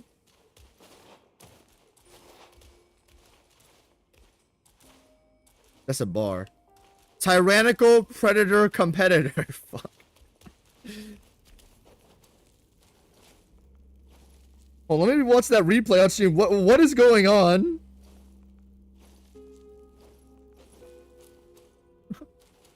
This thing is a wiggly wobbly Travis Scott reel, dude.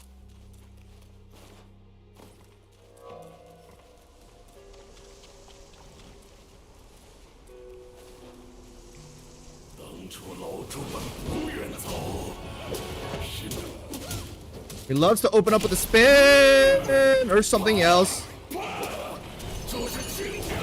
Oh, okay. Chill out, man. I'm not gonna bite on the spin. Oh, that was one right there. No. Not gonna bite on the spin.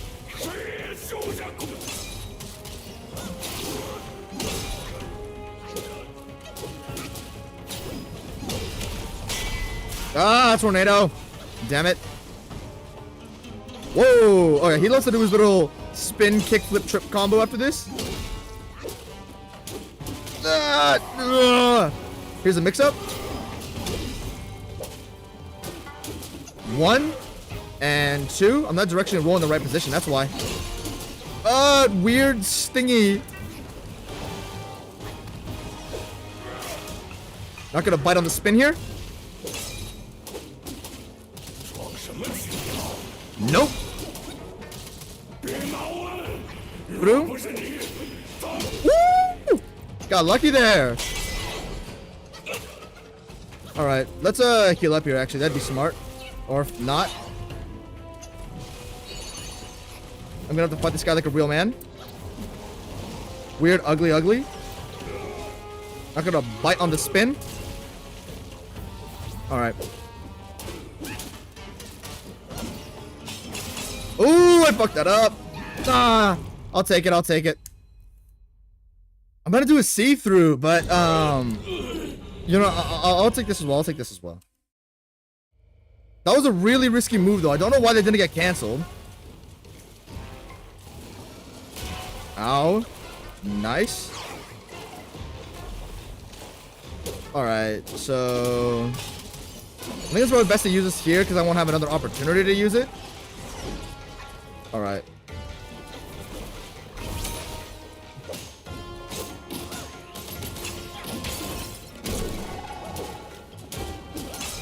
Okay, he's gonna do this thing here. Okay, we're gonna run in a circle. Inverse of what he's doing, I guess. Okay, he's gonna spurge out now.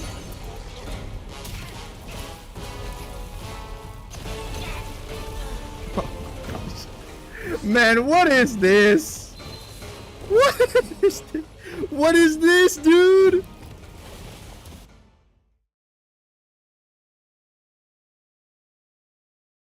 Okay, the slam has to do damage, but the shockwave also has to do damage, okay? So I think the solution is go inward into him so you outposition the slam. And then because if you roll the slam and then roll the shockwave, it's gonna be too hard because your rolls are inhibited. So you need to outposition the slam, then jump the shockwave. Okay. Dude, what is going on with this guy's animations? They had an A+ tier boss that they just decided to ruin. And okay, nice. I can't see anything. Nice, he intentionally missed.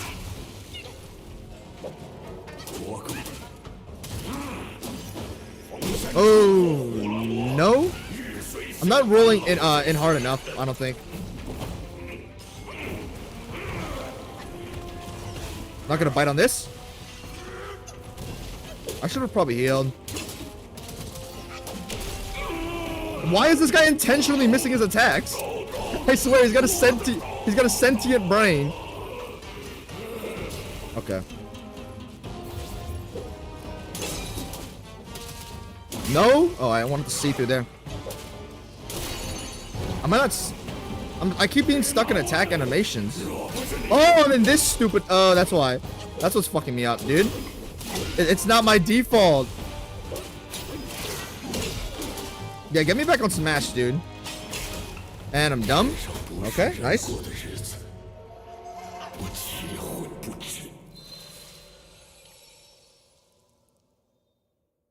Poop shockwave, let's go. I think that's what I'm gonna call this boss, just like poop. The poop phase. He turns into like a poop catfish and then a like a poop boar, I think.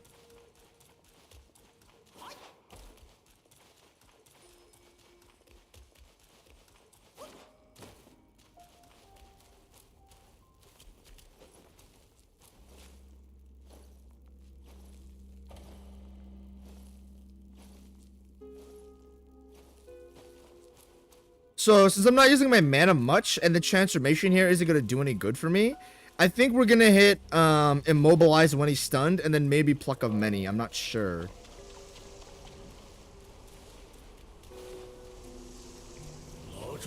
Boom. Boom.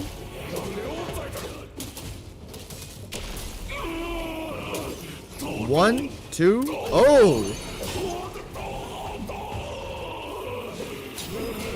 What? Okay, dude. You can't be cucking me like that.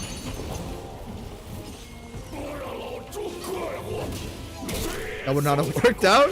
Let's be more attentive to our focus points now. That, what? Okay, man. What are we doing here? What are we doing here, man?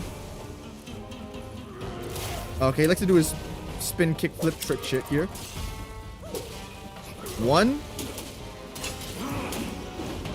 Woo! Whoa! I'm behind him?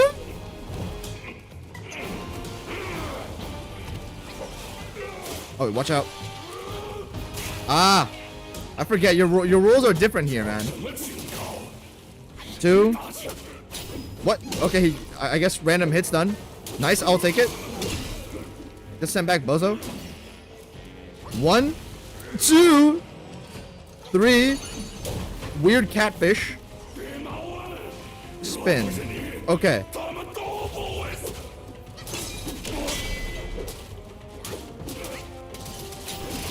There we go. Sue. Oh, this boy's got some big delay on them. Flip. Don't bite on it. There we go. There we go. I hit rock solid when he pulled out the catfish, though I hope it just doesn't go through him.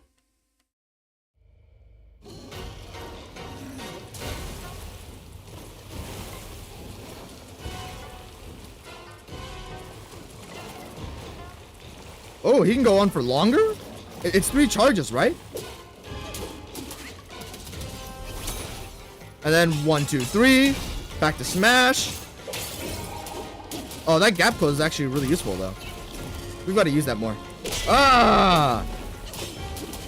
Let's go use Wind Tamer here, because why not? That's got to stun him for a little bit, at least, though, right? Yes, sir. Is he going to do the back kick? Okay, I want to be at higher HP when he starts the catfish attack. Can he hit me from here? Yes, he can. Okay. Since I'm close to him, the shockwave happens sooner, so you want to be far away from him when that starts. Okay. Okay. Guy, you can stop surfing now. Rhino. What? What? What? What? What? What is going on? What are they doing?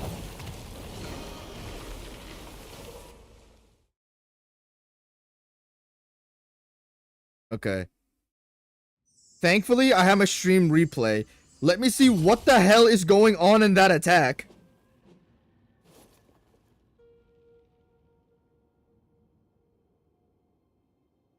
Okay, so when you run around the Rhino's charge, he has sort of an X to it.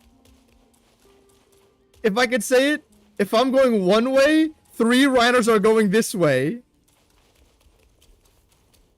So I think because the Rhinos are set, running around it actually harms your evasive ability around it.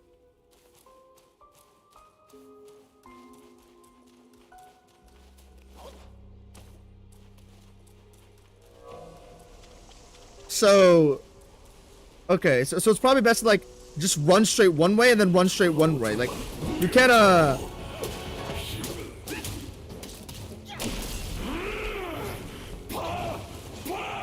There we go. Okay, so he does have some semblance of mix-ups, but he's not too tight on it. And no see-through. Awesome. I should have hit another time, but I'm not sure on how big the delay is. That's my problem. Big catfish. Don't bite on the flip. Yes, sir. Oh, shit.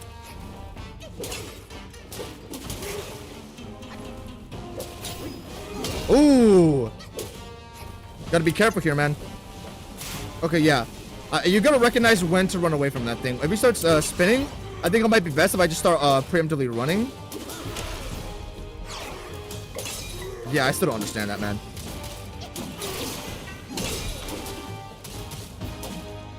One, 2. There we go. Spin around. Oh, shit. Whoa! Watch out there, buddy. Can I heal up here? Oh, no, you can't. You can't. You can't. Okay. Flip and a slam. Okay, we're good.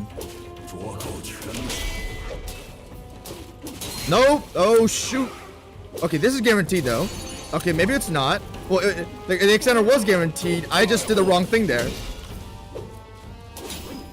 Oh, No, no, no, no, no, no, no, no, that does not work. How did I outroll that thing? 1 into 2?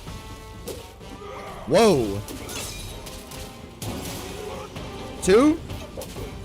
Okay, that's a 2-piece. He can't do anything outside of the 2-piece. Okay. Got it. Okay. So there's no extender after the 2-piece, I think. Yeah.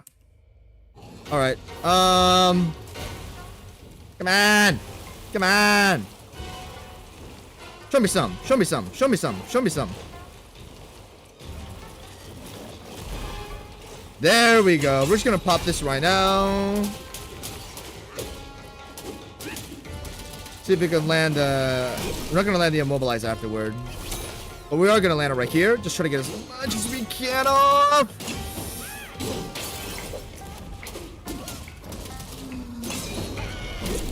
Wonder how much damage I can get off when he's doing this.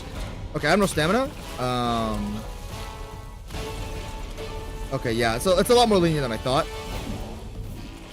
Okay, so, your model is kind of tweaking out, dude. You're gonna do the swimmy here. Can I heal? Yes, you can heal. Okay, awesome.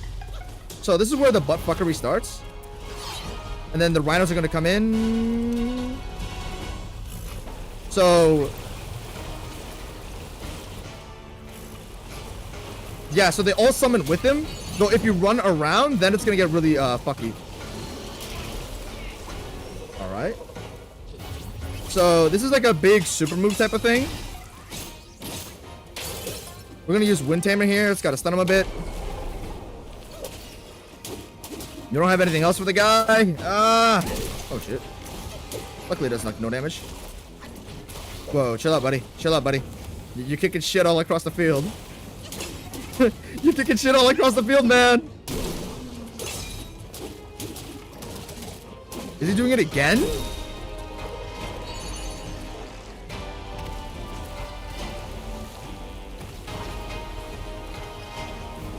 Okay. So this is a very sequential, I guess, phase.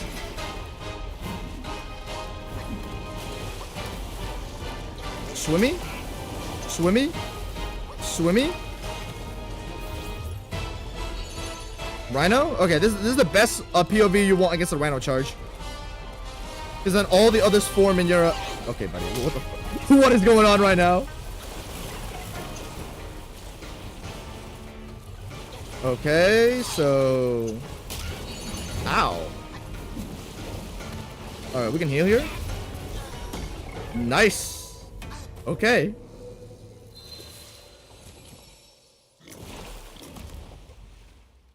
Okay. I think I just need to lock down the, I guess, the whole sequence, and then we're gonna be okay. That was my issue there. But that does seem to be like what the entire phase is. It's like a, I guess, a DM from Kingdom Hearts.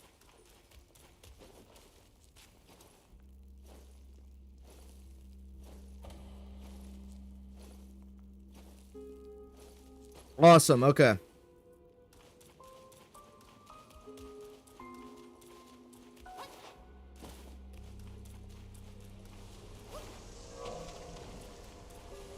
So now that I know what that's about, I think we're going to conserve on the rock solids in phase 1, because I will need as many spells as possible to get rid of that.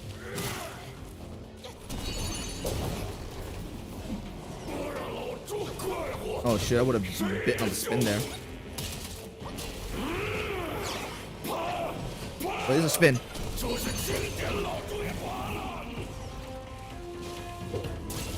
Oh, I'm on the wrong one.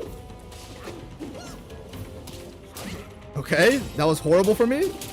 1, 2, 3. Oh, okay. Don't roll with the swing. Roll opposite of the swing. Okay, yeah, got it.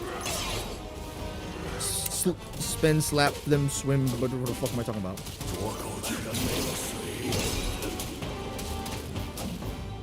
1 and 2. Oh! So he can do that after, as an extender. I didn't know that. Okay. I thought it was like a one-note thing. Like a singular move. No, it's not. There we go. Oh, watch out. 2. Whoa, okay. Yeah, that, okay. Whenever he does that neutral stance, that's when he's gonna do the guarantee into the next hit. Okay. I knew I would get hit there. Ooh, that's tight. Flip in a slam. Yes, sir.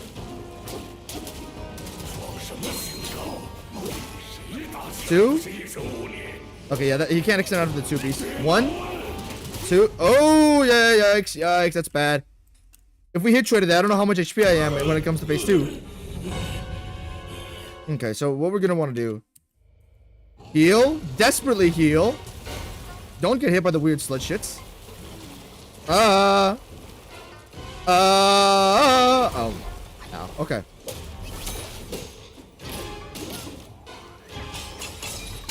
I know you can get to 4, but I just want to play it safe here. Get out of the way. Ooh, Wind Tamer. Oh, I didn't hit the button? Wow. Does that not stop him out of... It doesn't. Okay. Wait, no. Yeah. Okay, so you can't heal in between that. You just need to, you need to know things. Wonder if you could run from this? Swimmy?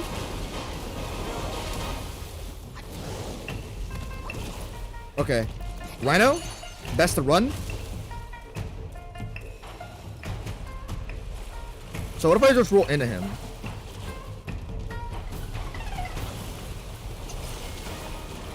I think it's probably the best thing for me to do. Because it seems to be pretty consistent. Whoa! Okay, there's a shockwave and that. But both of them cannot hit you.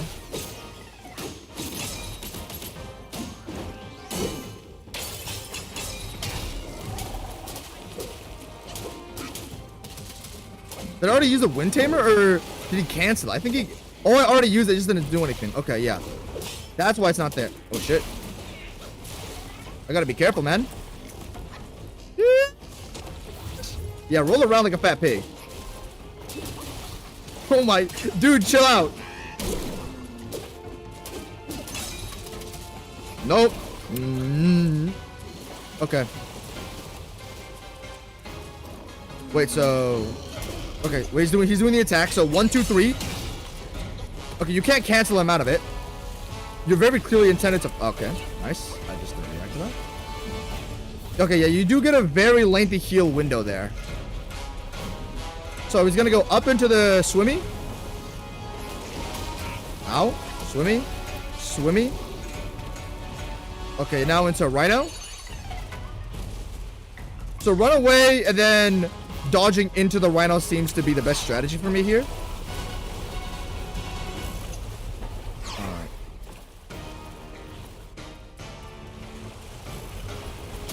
Ow! Please make it through. Oh my gosh. By the graces of God. Get frozen?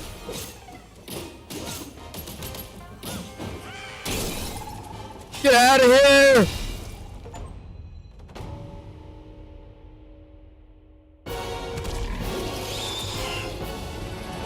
Alright. Damn, I don't know what to think of that boss fight. So many things I really like about it. There's a lot of things I also hate about it.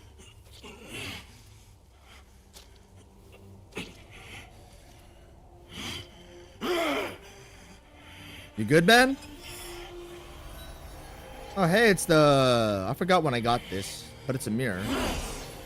Look at yourself, Bajay!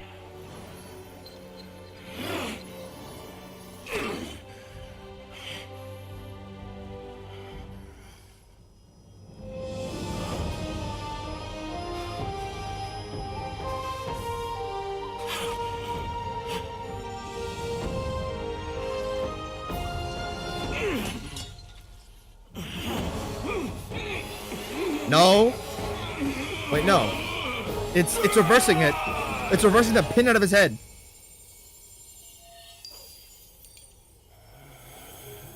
I forgot. Was it the lady who's been following us who shot that needle into his head? I think it was, yeah. The main lady. She's got like the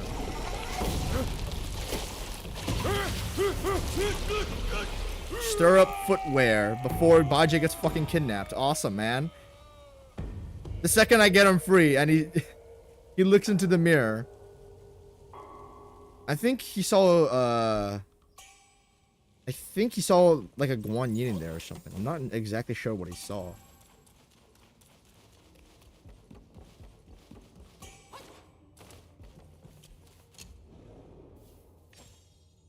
Would be high A, but he's Bajie. What does it mean he's Bajie?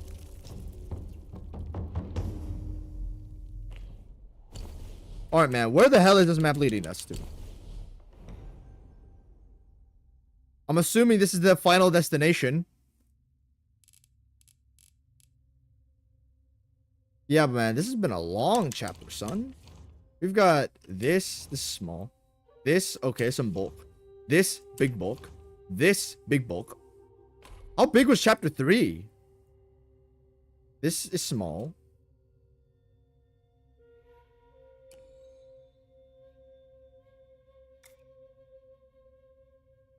This was kind of big. This is small. This is small. Everything to... But all these small things do add up, yes. This is small. And then this is the main land where this is really damn big. If I had a gauge, we're probably like 60, 50, 60% of the way through chapter 4. Guys, correct me if I'm wrong. Is this your first time playing through the game? Yes, it is.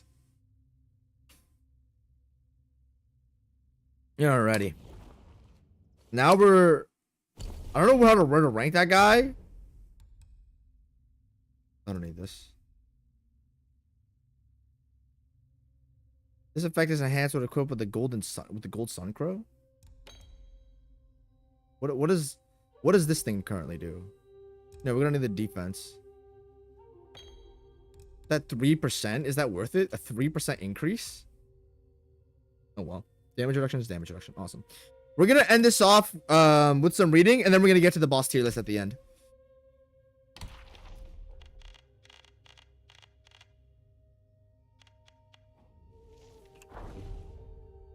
Holy shit, there's so much.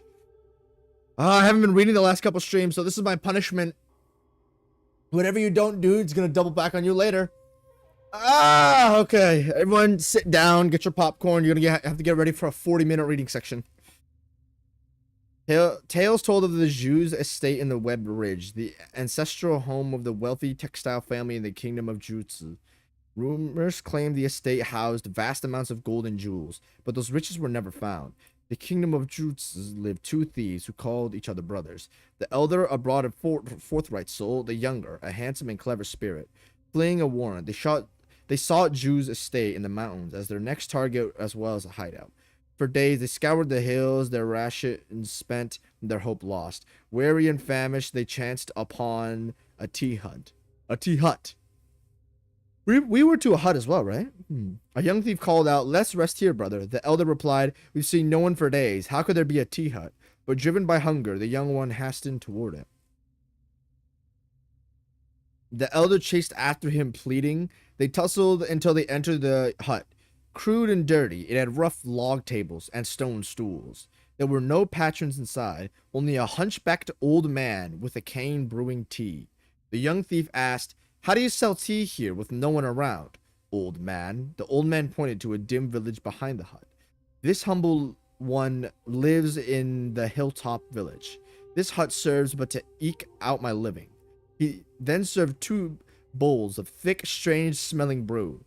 The young thief reached out for one, but the elder stopped him and asked the old man, "Do you know of Zhu's estate?"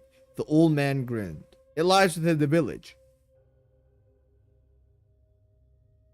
Drink your tea and I shall guide you there." The young thief beamed, but the elder grew warier. He snatched the bowl from the young one. "I shall try it first." With that, he downed it in one gulp. No sooner had the tea hit his belly than he collapsed, writhing in agony.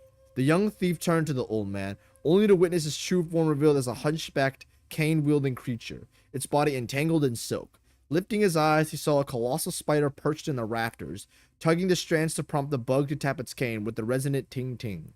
At the signal, the stone stools shifted and unfurled their legs. They became little stone spiders. They spat silk at the elder thief to entangle him. At this sight, the younger thief turned and fled, as if he had not heard his brother's pleas for help.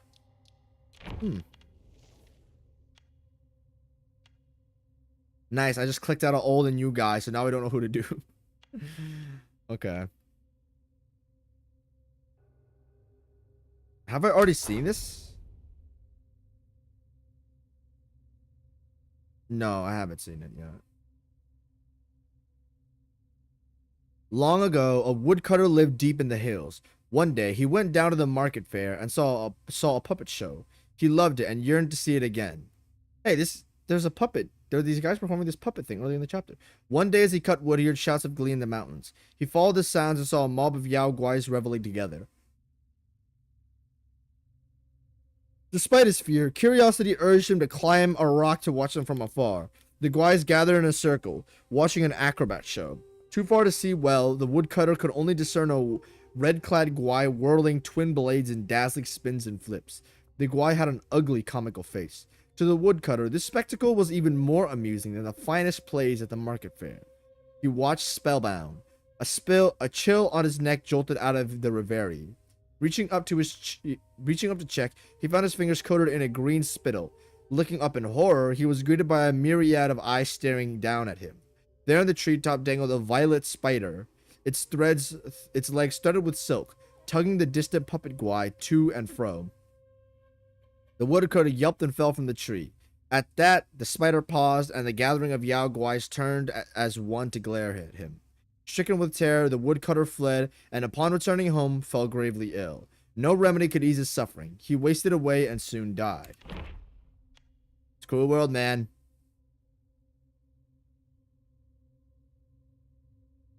These are the lantern guys from chapter 3.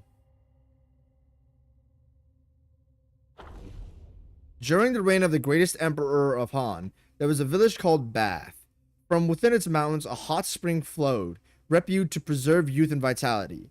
Nobles flocked to it from far and wide. One day, the Marquis of Lecheng came to visit him with his 6-year-old son. The young lord caught a little grasshopper and wanted to keep it as a pet, so he tore off its wings and trapped it in a teacup.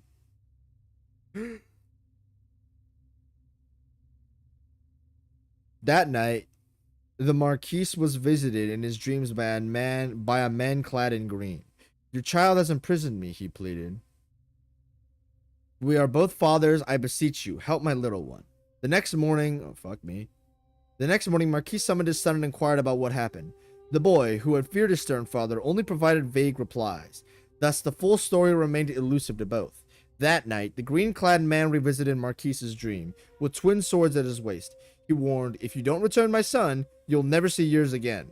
The Marquis woke up with a start and rushed to his son's bed, only to find it empty. Servants scoured the village, but found no trace. Only the Lord's page remembered the bug catching. He rushed to the study, found the overturned teacup, and gently released the grasshopper into the grass. By noon, the young lord returned home safely, yet his hands were red and swollen, and he couldn't stop weeping. When he questioned about the events of the previous night, he sobbed. I dreamt of a man in green, a great jumper. He carried me on his back and hopped a few times.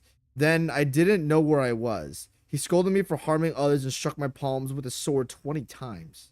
When he asked how he came back, he was unable to answer, overwhelmed by fear.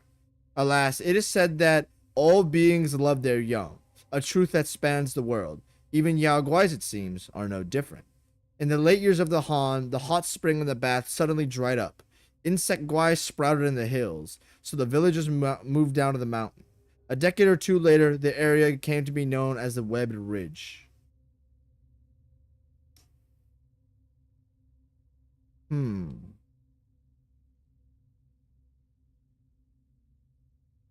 I guess it sort of ties into the Buddhism thing. The game is theming around that. And the guy went out of his way to keep things as a pet, so he harmed a grasshopper. In Buddhism, you don't want to harm anybody. You don't want to cause trouble for anyone.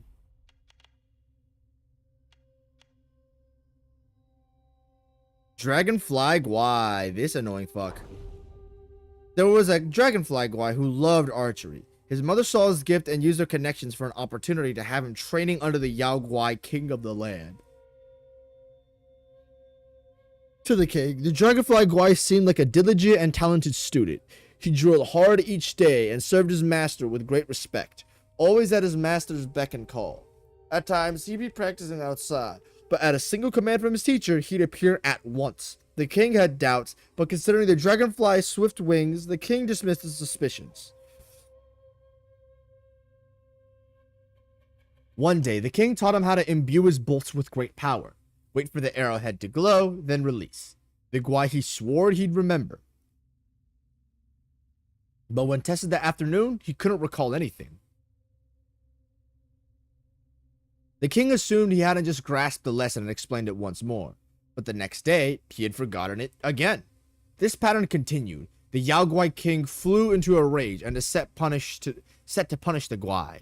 The guai fell to his knees and pleaded, "Mercy, master. I have brothers. Each of us knows only a portion of the lessons. That's why I can't answer." At this, scores of the identical dragonfly guais emerged, all kneeling and bowing non-stop. Offended yet tickled by this revelation, the king demoted them all to lowly patrol guards and taught them no more. Alas, they all are replacing each other, so they all can get a boost, man.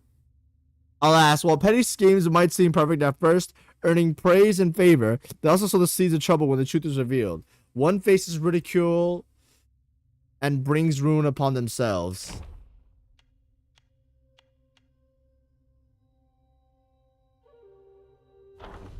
A young man once lived in the Webbed Hollow. You may wonder how he found himself living among the Yao Guais. A tale begun in the kingdom of Jutsu, where he was born into a family of weavers, their craft passed down through generations. One day, his father left home in search of a jade shuttle but never returned. His mother searched for him, only to be told he had abandoned them to marry into the Zhu family. Consumed by grief and convinced that a Yao Guai had ensnared her husband, she wept day after day. Thus, in his boyhood, the son vowed to slay the Yao Guais and avenge his father. Years later, he heard merchants speak of the Zhu's estate on the Webbed Ridge, home to a woman of unearthly beauty. He ventured there alone to exact vengeance, but as soon as he entered the mountains, lesser Yao Guais captured him. Terrified he was, before a little girl in yellow rescued him by commanding the Yao Guais to stop.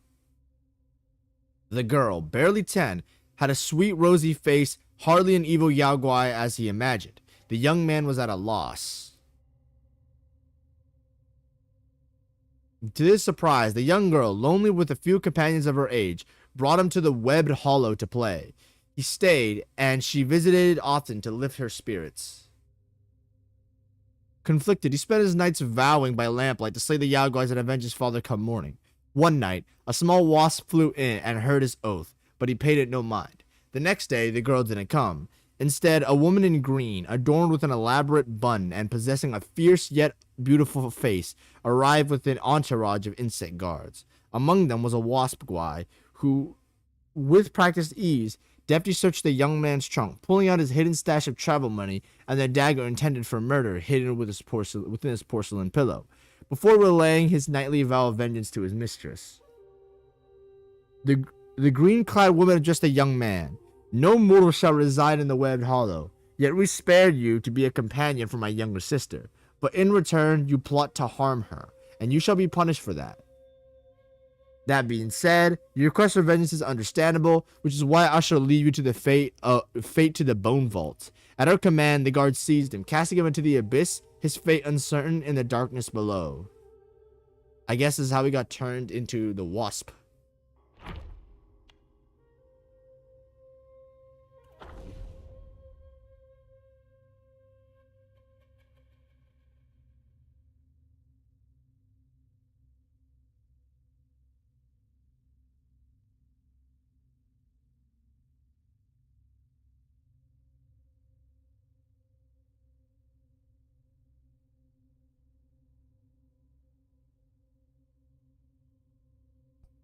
Unlike the bee, wasp, hornet, katydid, cockroach, grasshopper, and dragonfly, The adopted sons of the Spider Ladies, the beetle captain earned his rank through his own valor. Perhaps this is what made him stubborn, quick to anger oversights to his side. He often quarreled with the lesser guys over matters of words and etiquette. They called him arrogant and overbearing behind his back, disliking him all the more. One day, a petty dispute drove him to brandish his twin sabers at the lesser guards. Beetle Commander chanced by and pulled them aside. You think your deeds and skills command their respect, but know this: rank has no bearing on the actions of others. Would you happen if you measured your worth by the regard of everyone? When stone spiders show you disrespect, you think that makes you inferior. It doesn't. The captain retorted, "You're a commander, thus none dare to offend you. But I'm a minor officer. If I don't assert myself, those lesser ones will scorn me even more." The younger commander shook his head. "If they treated you with greater deference than me, would that make you my superior in practice and skill? Nay, for I have observed that those who clamor for most respect often receive the least of it." What became of the beetle captain? Alas, he remained as he ever was, as one's nature could not easily be altered. It was said that he continued to contend with all those who crossed his path until at last he was never to be seen again. Interesting. I like this. What the fuck is this? What the fuck is this? In the olden days, a lesser beetle guy in the webbed hollow rose to the rank of captain through sheer prowess, but the promotion swelled his ego, and he lorded it over the others till they shunned him, much to his ire. Upon a day of rest, the beetle captain found himself bereft of friends to squander the hours with, and thus roamed the cave alone. He beheld a stone from which long and slender legs sprouted forth. As it turns out, the stone held the spiders stirring from slumber. These spiders, burdened with stone on their backs, moved in a slow, clumsy manner. The captain, beset by a foul mood, kicked one over and laughed at its plight as it flailed and struggled to right itself. With each attempt it made to stand, he flicked it down again, guffawing. After who knows how long, crisp raps echoed from the depths of the cave. Soon, hordes of stone spiders marched out of the dark. Seeing the threat, the captain drew his weapons and charged into their midst. The spiders showed no fear. They hurled stones, spat silken venom, rammed and butted. They drove the captain into a rage, and he spun down his twin blades in a killing frenzy amidst the spiders. As he cut them down with a zeal, a flicker of lantern light near, followed by a playful voice. "You fool, you think you can slay every spider in the webbed hollow alone? Come with me. I'll take you to play under the peach blossoms." The beetle captain lifted his gaze to behold a maiden of unsurpassed beauty. His heart stirred, and he followed her at once. Henceforth, he was seen no more. One old guy mused, "To slay spiders within their lair is but to seek death itself." True. Don't do dumb shit.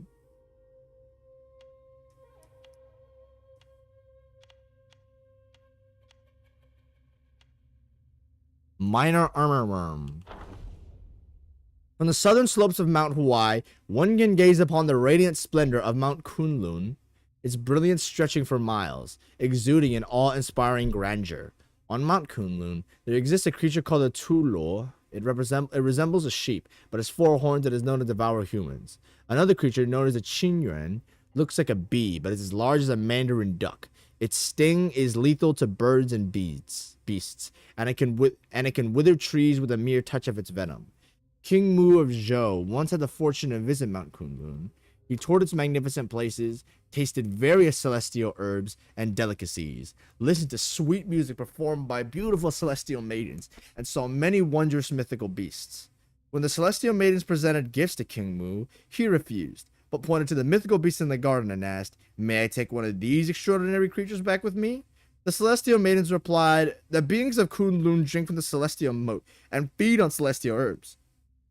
If you take them to the mortal realm, they would lose their form and abilities. It is better not to take them away, for if they transform, we cannot predict what calamities they might cause." And they transform into this ugly-ass fucking worm, I guess. Minor armor worm. Good. In the kingdom of Jutsu, a curious tale prevailed. No matter how many kings came and went, The Zhu family of the Royal Weaving Office never relocated. They wove a fabric known as a celestial silk, gleaming as moonlight, light as clouds. Nobility and merchants alike clamored for it. The city's weavers seethed with jealousy, but none could replicate it. Over time, whisperers spread that the Zhus owed their skill to a jade shuttle bestowed by the red-clad immortal. One weaver was convinced that obtaining the shuttle would also secure his fortune. On a deep, dark night, he sneaked into the Zhus' workshop outside the city walls during the second watch. The Zhus were rich enough to have their workshop sprawled wide and vast. In the dead of the night, not a soul was in sight. The weaver crept through the yards of draping silks when a pure white light fell upon the center of the drying racks. The moon dimmed, and darkness swallowed all but that single shining pillar joining earth and sky. The weaver stumbled toward it and discovered the pillar of light was made of countless strands of silk. Two monstrous silkworms were spinning these strands into cocoons and hanging them on the drying racks. The cocoons, hooked to feet, grabbed the silk strands and passed a jade shuttle back and forth, weaving the exquisite fabric. Dazed, the weaver became fixated.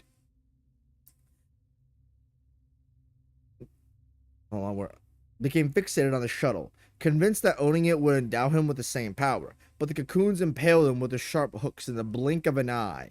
As he lay dying, he saw the worms crawling toward him. They carried him into the pillar of light and wrapped him in a luminous cocoon.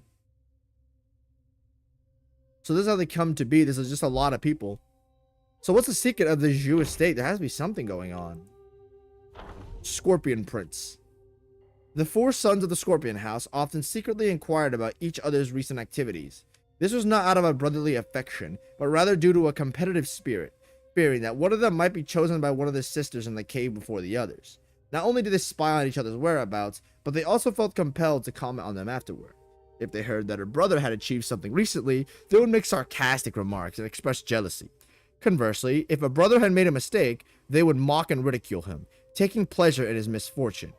Confused by such behavior, the lesser Yaoguais in the cave approached the Beetle Commander to seek an explanation. The Beetle Commander replied, their fear isn't about failing to marry a lady, it's that their own brother's promotion will cut into their own benefits. Hearing this, the lesser Yaoguais were even more perplexed. Beetle Commander continued, the 100-eyed Taoist master will not permit the Scorpion family to amass excessive power. Thus, if one of the four brothers ascends to the position of Prince Consort, the prospects for the others inevitably wane. The principal extends the official roles within the cave. Take Scorpion Eldest, for instance. Having gained the favor of the second madam, he faces the most exclusion from his brothers. But the eldest one is indeed more capable, while the others are not as competent, one lesser Yaoguai chimed in. Exactly, because he has some skills, his brothers only talk behind his back, and don't care to confront him directly. Were it someone less skilled, it might not be the same. Okay. Yaoguai chiefs. Nice, nice, man. We didn't do non-white, correct? The paper fucker.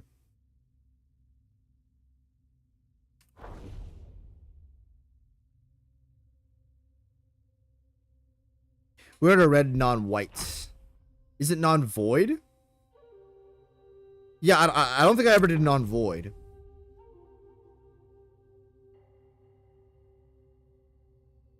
Yeah, I've never read this yet. Few disciples know when non-void took his vows and became a monk. They only know that he was among the earliest to follow their master, making him the most senior and entrusted to many of the temple's affairs. He rarely left the hall, seemingly always engrossed in endless sutra recitations. He was also highly skilled in poetry and painting, having depicted various Buddhas in the West and the myriad aspects of worldly life, yet he never cherished his creations, often discarding them carelessly after finishing. When asked why, he would say, I see no true self.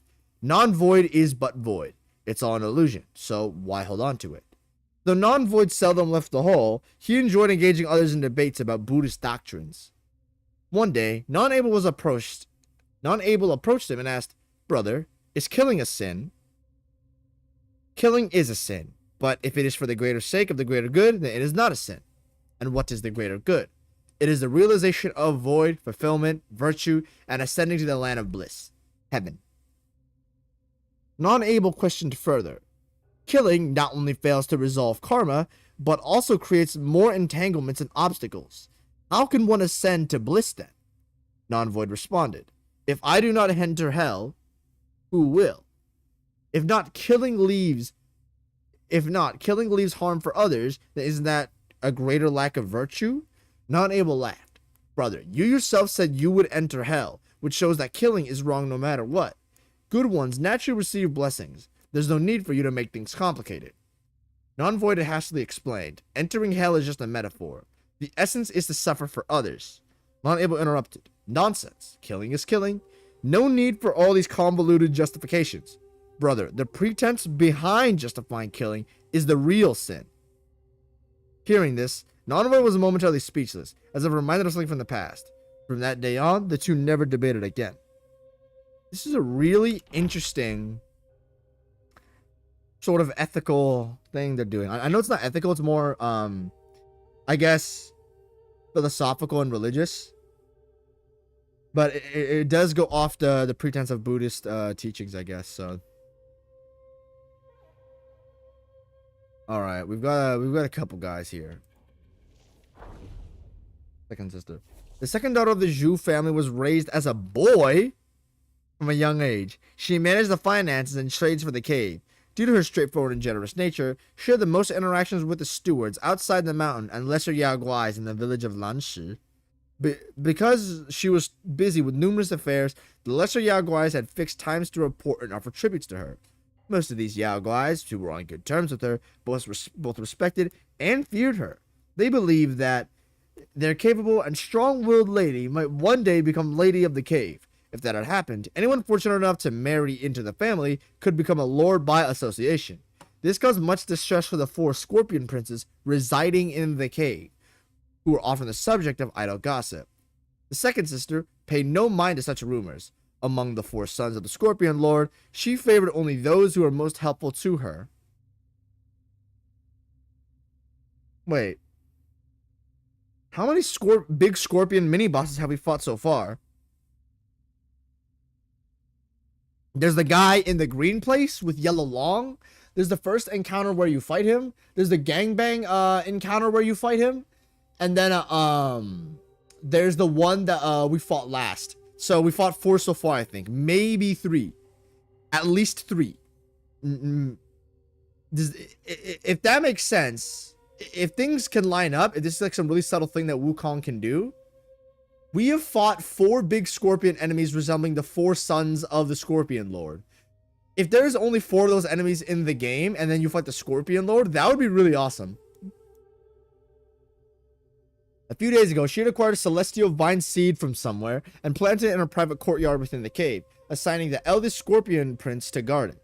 The eldest Scorpion Prince, delighted, assumed that this meant the second sister had feelings for him. One day, he approached the 100-eyed Taoist master, asking him for help in matchmaking.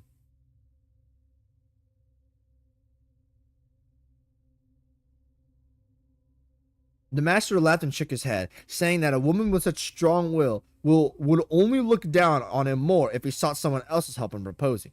He advised the prince to come up with a plan on his own. After returning to the cave, the eldest Scorpion Prince circled the celestial vine repeatedly, but he still hadn't figured a way to win her heart. Damn! I understand it, bro. Asking girls out is scary. I've done it before. Woo!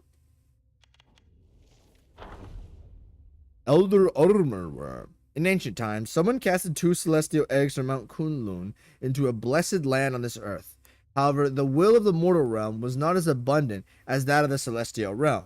As a result, the celestial eggs failed to fully nurture and lost many of their wondrous abilities, taking on vastly different forms. One of these celestial eggs was used to redeem the guilty, while the other was hidden away by someone with ulterior motives. From this hidden egg, various creatures emerged and came to be known as the Elder Armor Worm. The Elder Aimer Worm, fuck. Every few days, the Elder Aimer Worm would produce insect eggs that resembled blood sacs. If these eggs were ingested by a living being, the larvae would devour their internal organs. Depending on the innate differences of the larvae, the host would undergo a transformation, turning into one of many types of insects. If the eggs of the Elder Aimer Worm were not ingested, they would naturally hatch into an ordinary Aimer Worm. These ordinary Aimer Worm would spin silk to create cocoons. Oh, okay. So these guys create the eggs that spin the silk to create cocoons, and that's the thing that spins the thing that the Zhu family holds. So I'm assuming the Zhu family, since the Zhu family can tame spiders quite evidently through the cutscenes and through the journals, that means that the Zhu family belongs to all of the women there, I believe. So that means that these guys, the Zhu family does control these guys to an extent, yes.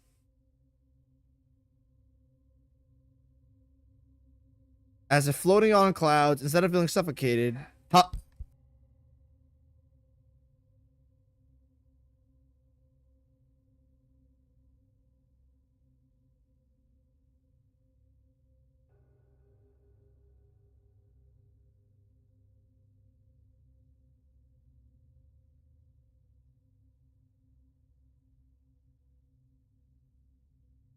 All right, so these ordinary amberworm would spin silk to create cocoons, which they use to trap their prey. The cocoons contained potent toxins that cause the trapped creatures to experience a sensation of flying in the wind, as if floating on clouds, instead of feeling suffocated.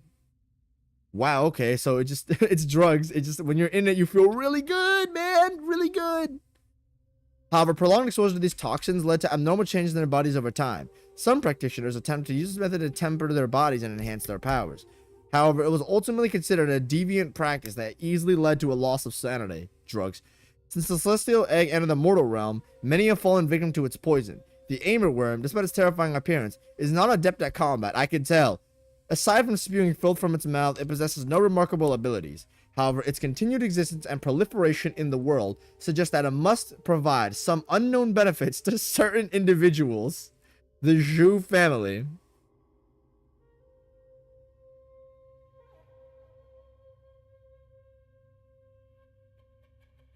Oh shit.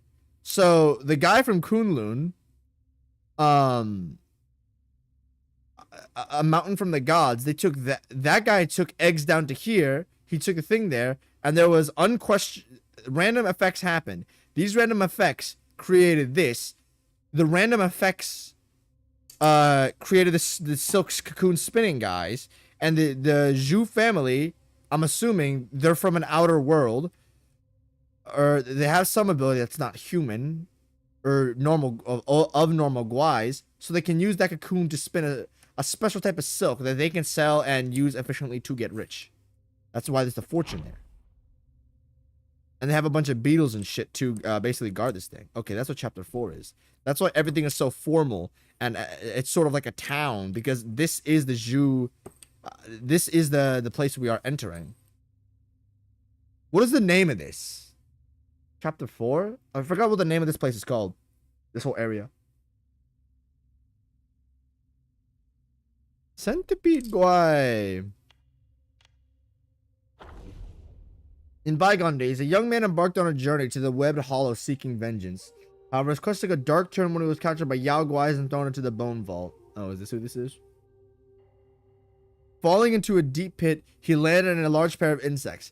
Despite suffering a broken leg, he had managed to survive. As he looked around, all he could see were skeletons and remains, filling him with despair. In the midst of his despair, he felt a sharp pain in his leg. It's broke. A massive centipede, as long as a person, had bitten him and torn off a piece of his flesh to devour. Filled with terror, the young man instinctively grabbed a stone and viciously crushed the centipede until it burst apart.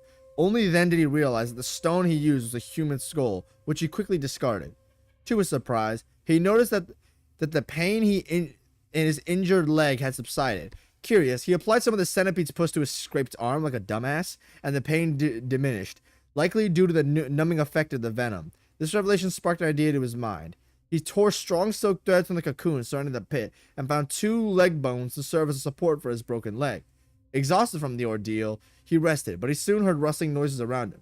He searched for the source of the noise, but it abruptly ceased. Suddenly, a giant white ball descended from above, bouncing several times before unfurling into a massive centipede, hundreds of times larger than the first one. Swiftly, the young man curled himself into a ball, mimicking the centipede's movements to confuse the colossal creature. At that moment, more objects fell into the pit, empty skins and remains. From then emerged a swarm of smaller centipedes, feasting on the discarded scraps. They passed the young man, mistaking him for one of their own. Realizing this, he began to imitate their behavior, observing their habits, and assimilating into their society. After 10 days, he finally managed to escape the webbed hollow. Jeez, man, the indomitable human spirit back at it again. Holy shit. He escaped out of the boned hollow. Raw dog. Basking in the daylight, he came to understand that dwelling on the past would not allow him to live a fulfilling life. Returning to his hometown, he sought to lead a peaceful existence. However, the weavers, aware of his visit to the Jew estate, gathered at his doorstep, demanding that he retrieve the treasures from the estate.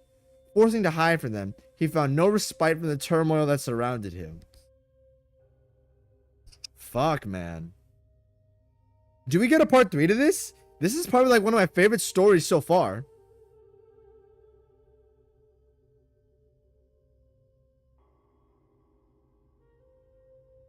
Ooh, wait, what are weavers actually?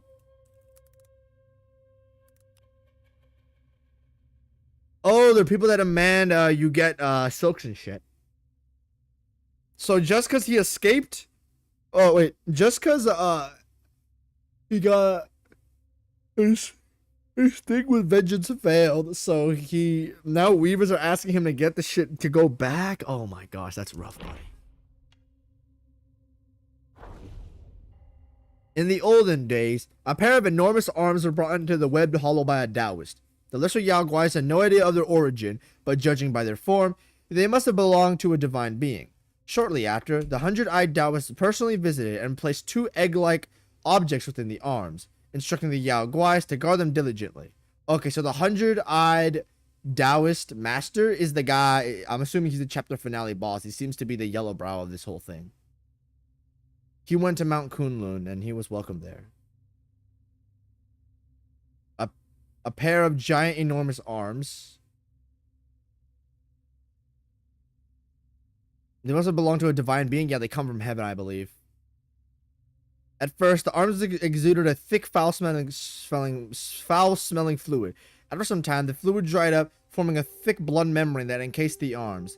Years passed, and from a distance, one could see something writhing within the blood membrane, as if something was growing inside. Eager to break free, exactly 10 years later, 2 insects emerged from the eggs. Their bodies resembled bees, their tails like hands, and their venomous spit could kill any bird or beast, and with any planet touched. The 100-eyed Taoist master rejoiced at the news and arranged a grand feast to celebrate. Amidst the banquet, he turned to the violet spider and shared a tale. You may not be aware, but I once attempted a similar endeavor on the Purple Cloud Mountain. Is that chapter 5? Alas, the celestial eggs failed to hatch as intended, and I faced severe reprimand from our master. Master? Erlang? Who is his master? However, this time I have come to realize that the celestial eggs bestowed upon us were not meant for lofty destinies to ascend. Creating Yao Guais, on the other hand, is an ideal outcome. One of the insects had a left hand for a tail, while the other had a right hand. They loved to hang upside down from the cave ceiling, dangling their tails to lure prey. When the prey approached, they would clap their hands together, crushing the prey into a pulp before lowering their heads to swallow it whole. Later, the left-hand insect went to the mountains to practice, while the right one, now unable to clap, preferred to guard narrow paths. There, it could take a full advantage of terrain to capture and devour any intruders. My goat! Continuing from the previous story, the Taoist was rescued from the cold pond from monks who carried him to the mountains. He initially expected them to take him to a temple for healing, but to his surprise, they threw him into a dungeon.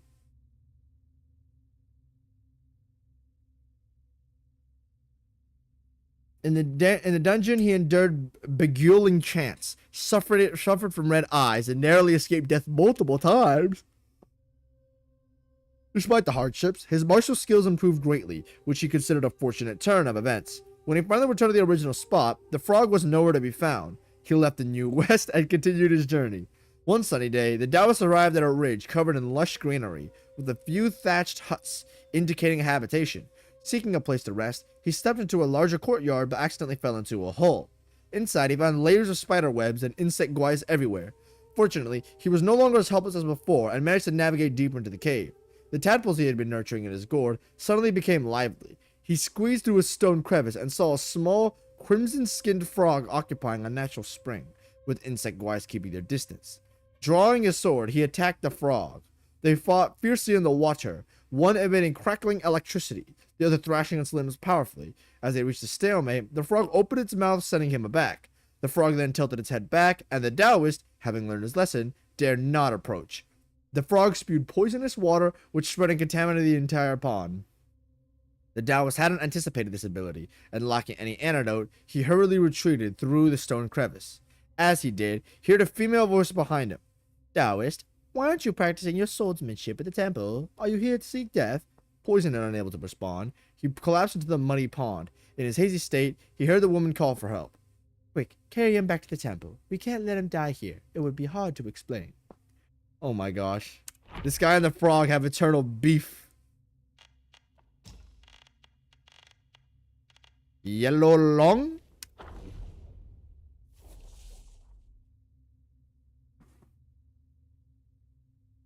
The plan he had was simple. Since the old man could foresee destiny, he would surely sidestep misfortune. By staying with him, he believed he would elude all danger. Oh yeah, that's the first guy in chapter 1.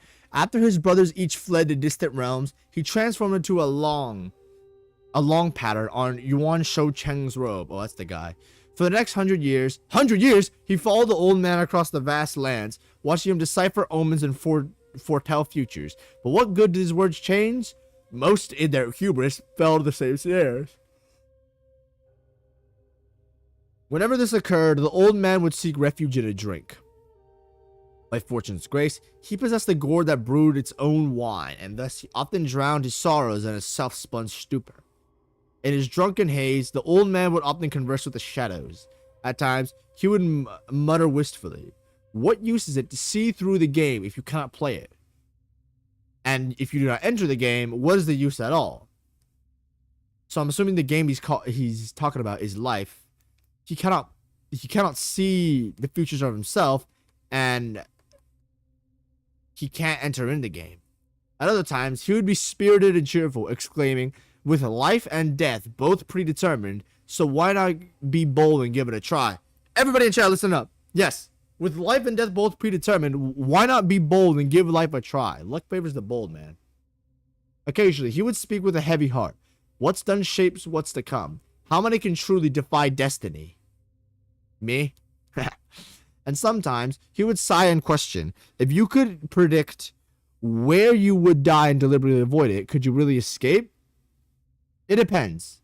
The Long often wonder if these words were meant for him, but since the old man never exposed or drove him away, he assumed the old man was just rambling in his drunkenness. As time went on, these words gnawed at his heart, leaving him torn and unable to decide whether to leave.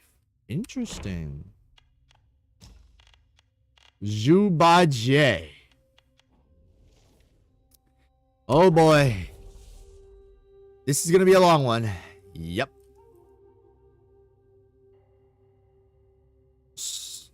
In the highest sky above the jade pool, amidst the swirling clouds and mist, celestial maidens flitted to and fro. Today, the Queen Mother of the West was hosting a lotus viewing banquet. As Admiral Tian Peng walked beside the gate, he saw a tall, burly man blocked by a celestial maiden. "Admiral Curtain Raiser," the maiden said in a polite but cold manner, "without a handwritten invitation from the Queen Mother, you cannot sit by the pool. If you don't mind, why not take a seat in the side hall and have some tea?" The burly man responded with obedience, but his gaze still fixed in the main hall. At such behavior, Tian Peng subtly shook his head, a faint smile playing on his lips. He presented his invitation to the other maiden at the gate, and strode in, his head held high. The banquet was in full swing, with celestial officials often exchanging toasts and their joyful laughter resonating through the hall, creating an atmosphere of mirth and merriment. Tian Peng, an admiral who guarded the celestial river, seldom attended such festive gatherings. However, he managed to greet everyone as if he was well acquainted with them all while mindful not to overindulge in wine. The Lord of Longevity, the God of Longevity, stood beside the Queen Mother, stroking his beard, and chuckled. Such extravagance. I wonder how would the peach banquet surpass it? Oh man. If you guys don't know, the peach banquet, I think, is... Yep, I know what it's gonna be about. They have There's a bunch of peach banquets that people have in heaven, and they have a bunch of trees that grow them. And then taking a bite out of each peach makes them immortal. And there's like 1,000,000 of them, and they've been saving all of those up for a divine banquet for the gods. And then fucking Sun Wukong ate all the peaches. That's why heaven went to war with him. A constellation officer standing nearby chuckled at the elder's concern. Elders, such worries are in vain. With the allure of those 9,000-year peaches, even a casual arrangement of tables outside the celestial gate will draw dignitaries from across the 3 realms, be they noble or humble, eager to partake and taste. A red-faced immortal sneered. It is not the peaches they seek, but rather to bow before the Jade Emperor and the 3 Supremes, and worship to the Buddhas of the West. Such assemblies are scarce pretexts for them to curry in favor and bask in the company of the divine. The Queen Mother spoke with solemn dignity. The peach banquet is no trivial matter. Our gathering today is but a prelude, a rehearsal of the rites and rituals that must be executed with exactness and reverence. Upon concluding her speech, the Queen Mother signaled to the Lord of Luna with a glance. With a few claps of his hands, a group of maidens dressed in white entered the hall. The maidens took their positions by the jade pool and began to play instruments, sing, and dance. Among them, one dancer, with hair like silver and dressed like clouds, stood out with her exceptional grace. Tian Peng had never seen a beautiful celestial maiden so closely and was fascinated. A celestial maiden in a violet gauze dress, holding an exquisite cup of wine with both of her hands. Admiral, she softly called. Drenched in his fascination, Tian Peng took a cup from her hands, yet his gaze never left the white dancing sleeves. After the dance concluded, Tian Peng regained senses. He rose up to toast to the Queen Mother, and yet the queue was long. By the time he reached the end of it, he found himself already outside the gate. Suddenly, he heard someone shouting, "Shoes! His shoes!" He looked over and saw 2 celestial officers supporting a drunken monkey as they hurried past. Tian Peng thought to himself, when will I ever get to be as drunk as the monkey?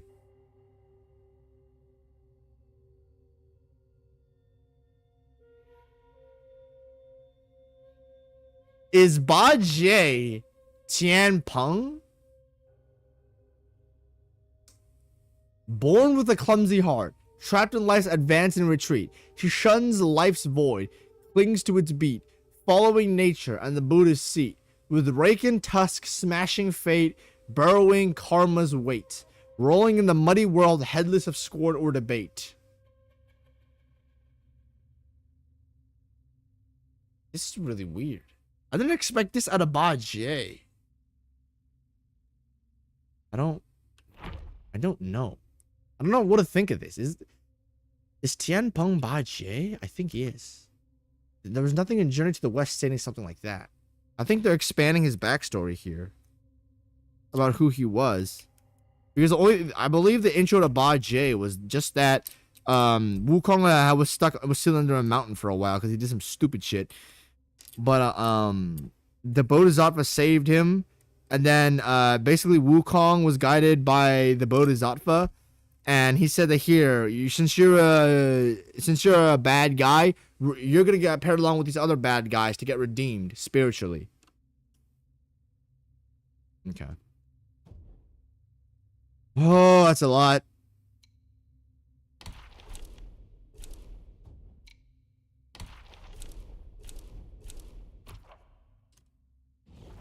Alright, we can finally quit out. Holy shit.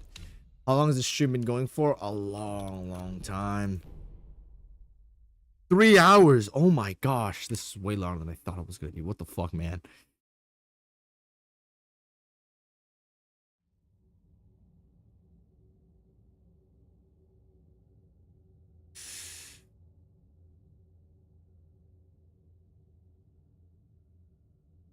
Alright.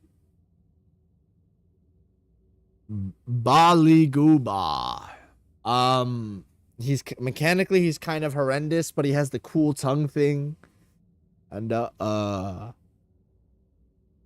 don't know. You can he's mechanically like D tier, but you can baby button mesh him down, so he has to be C tier.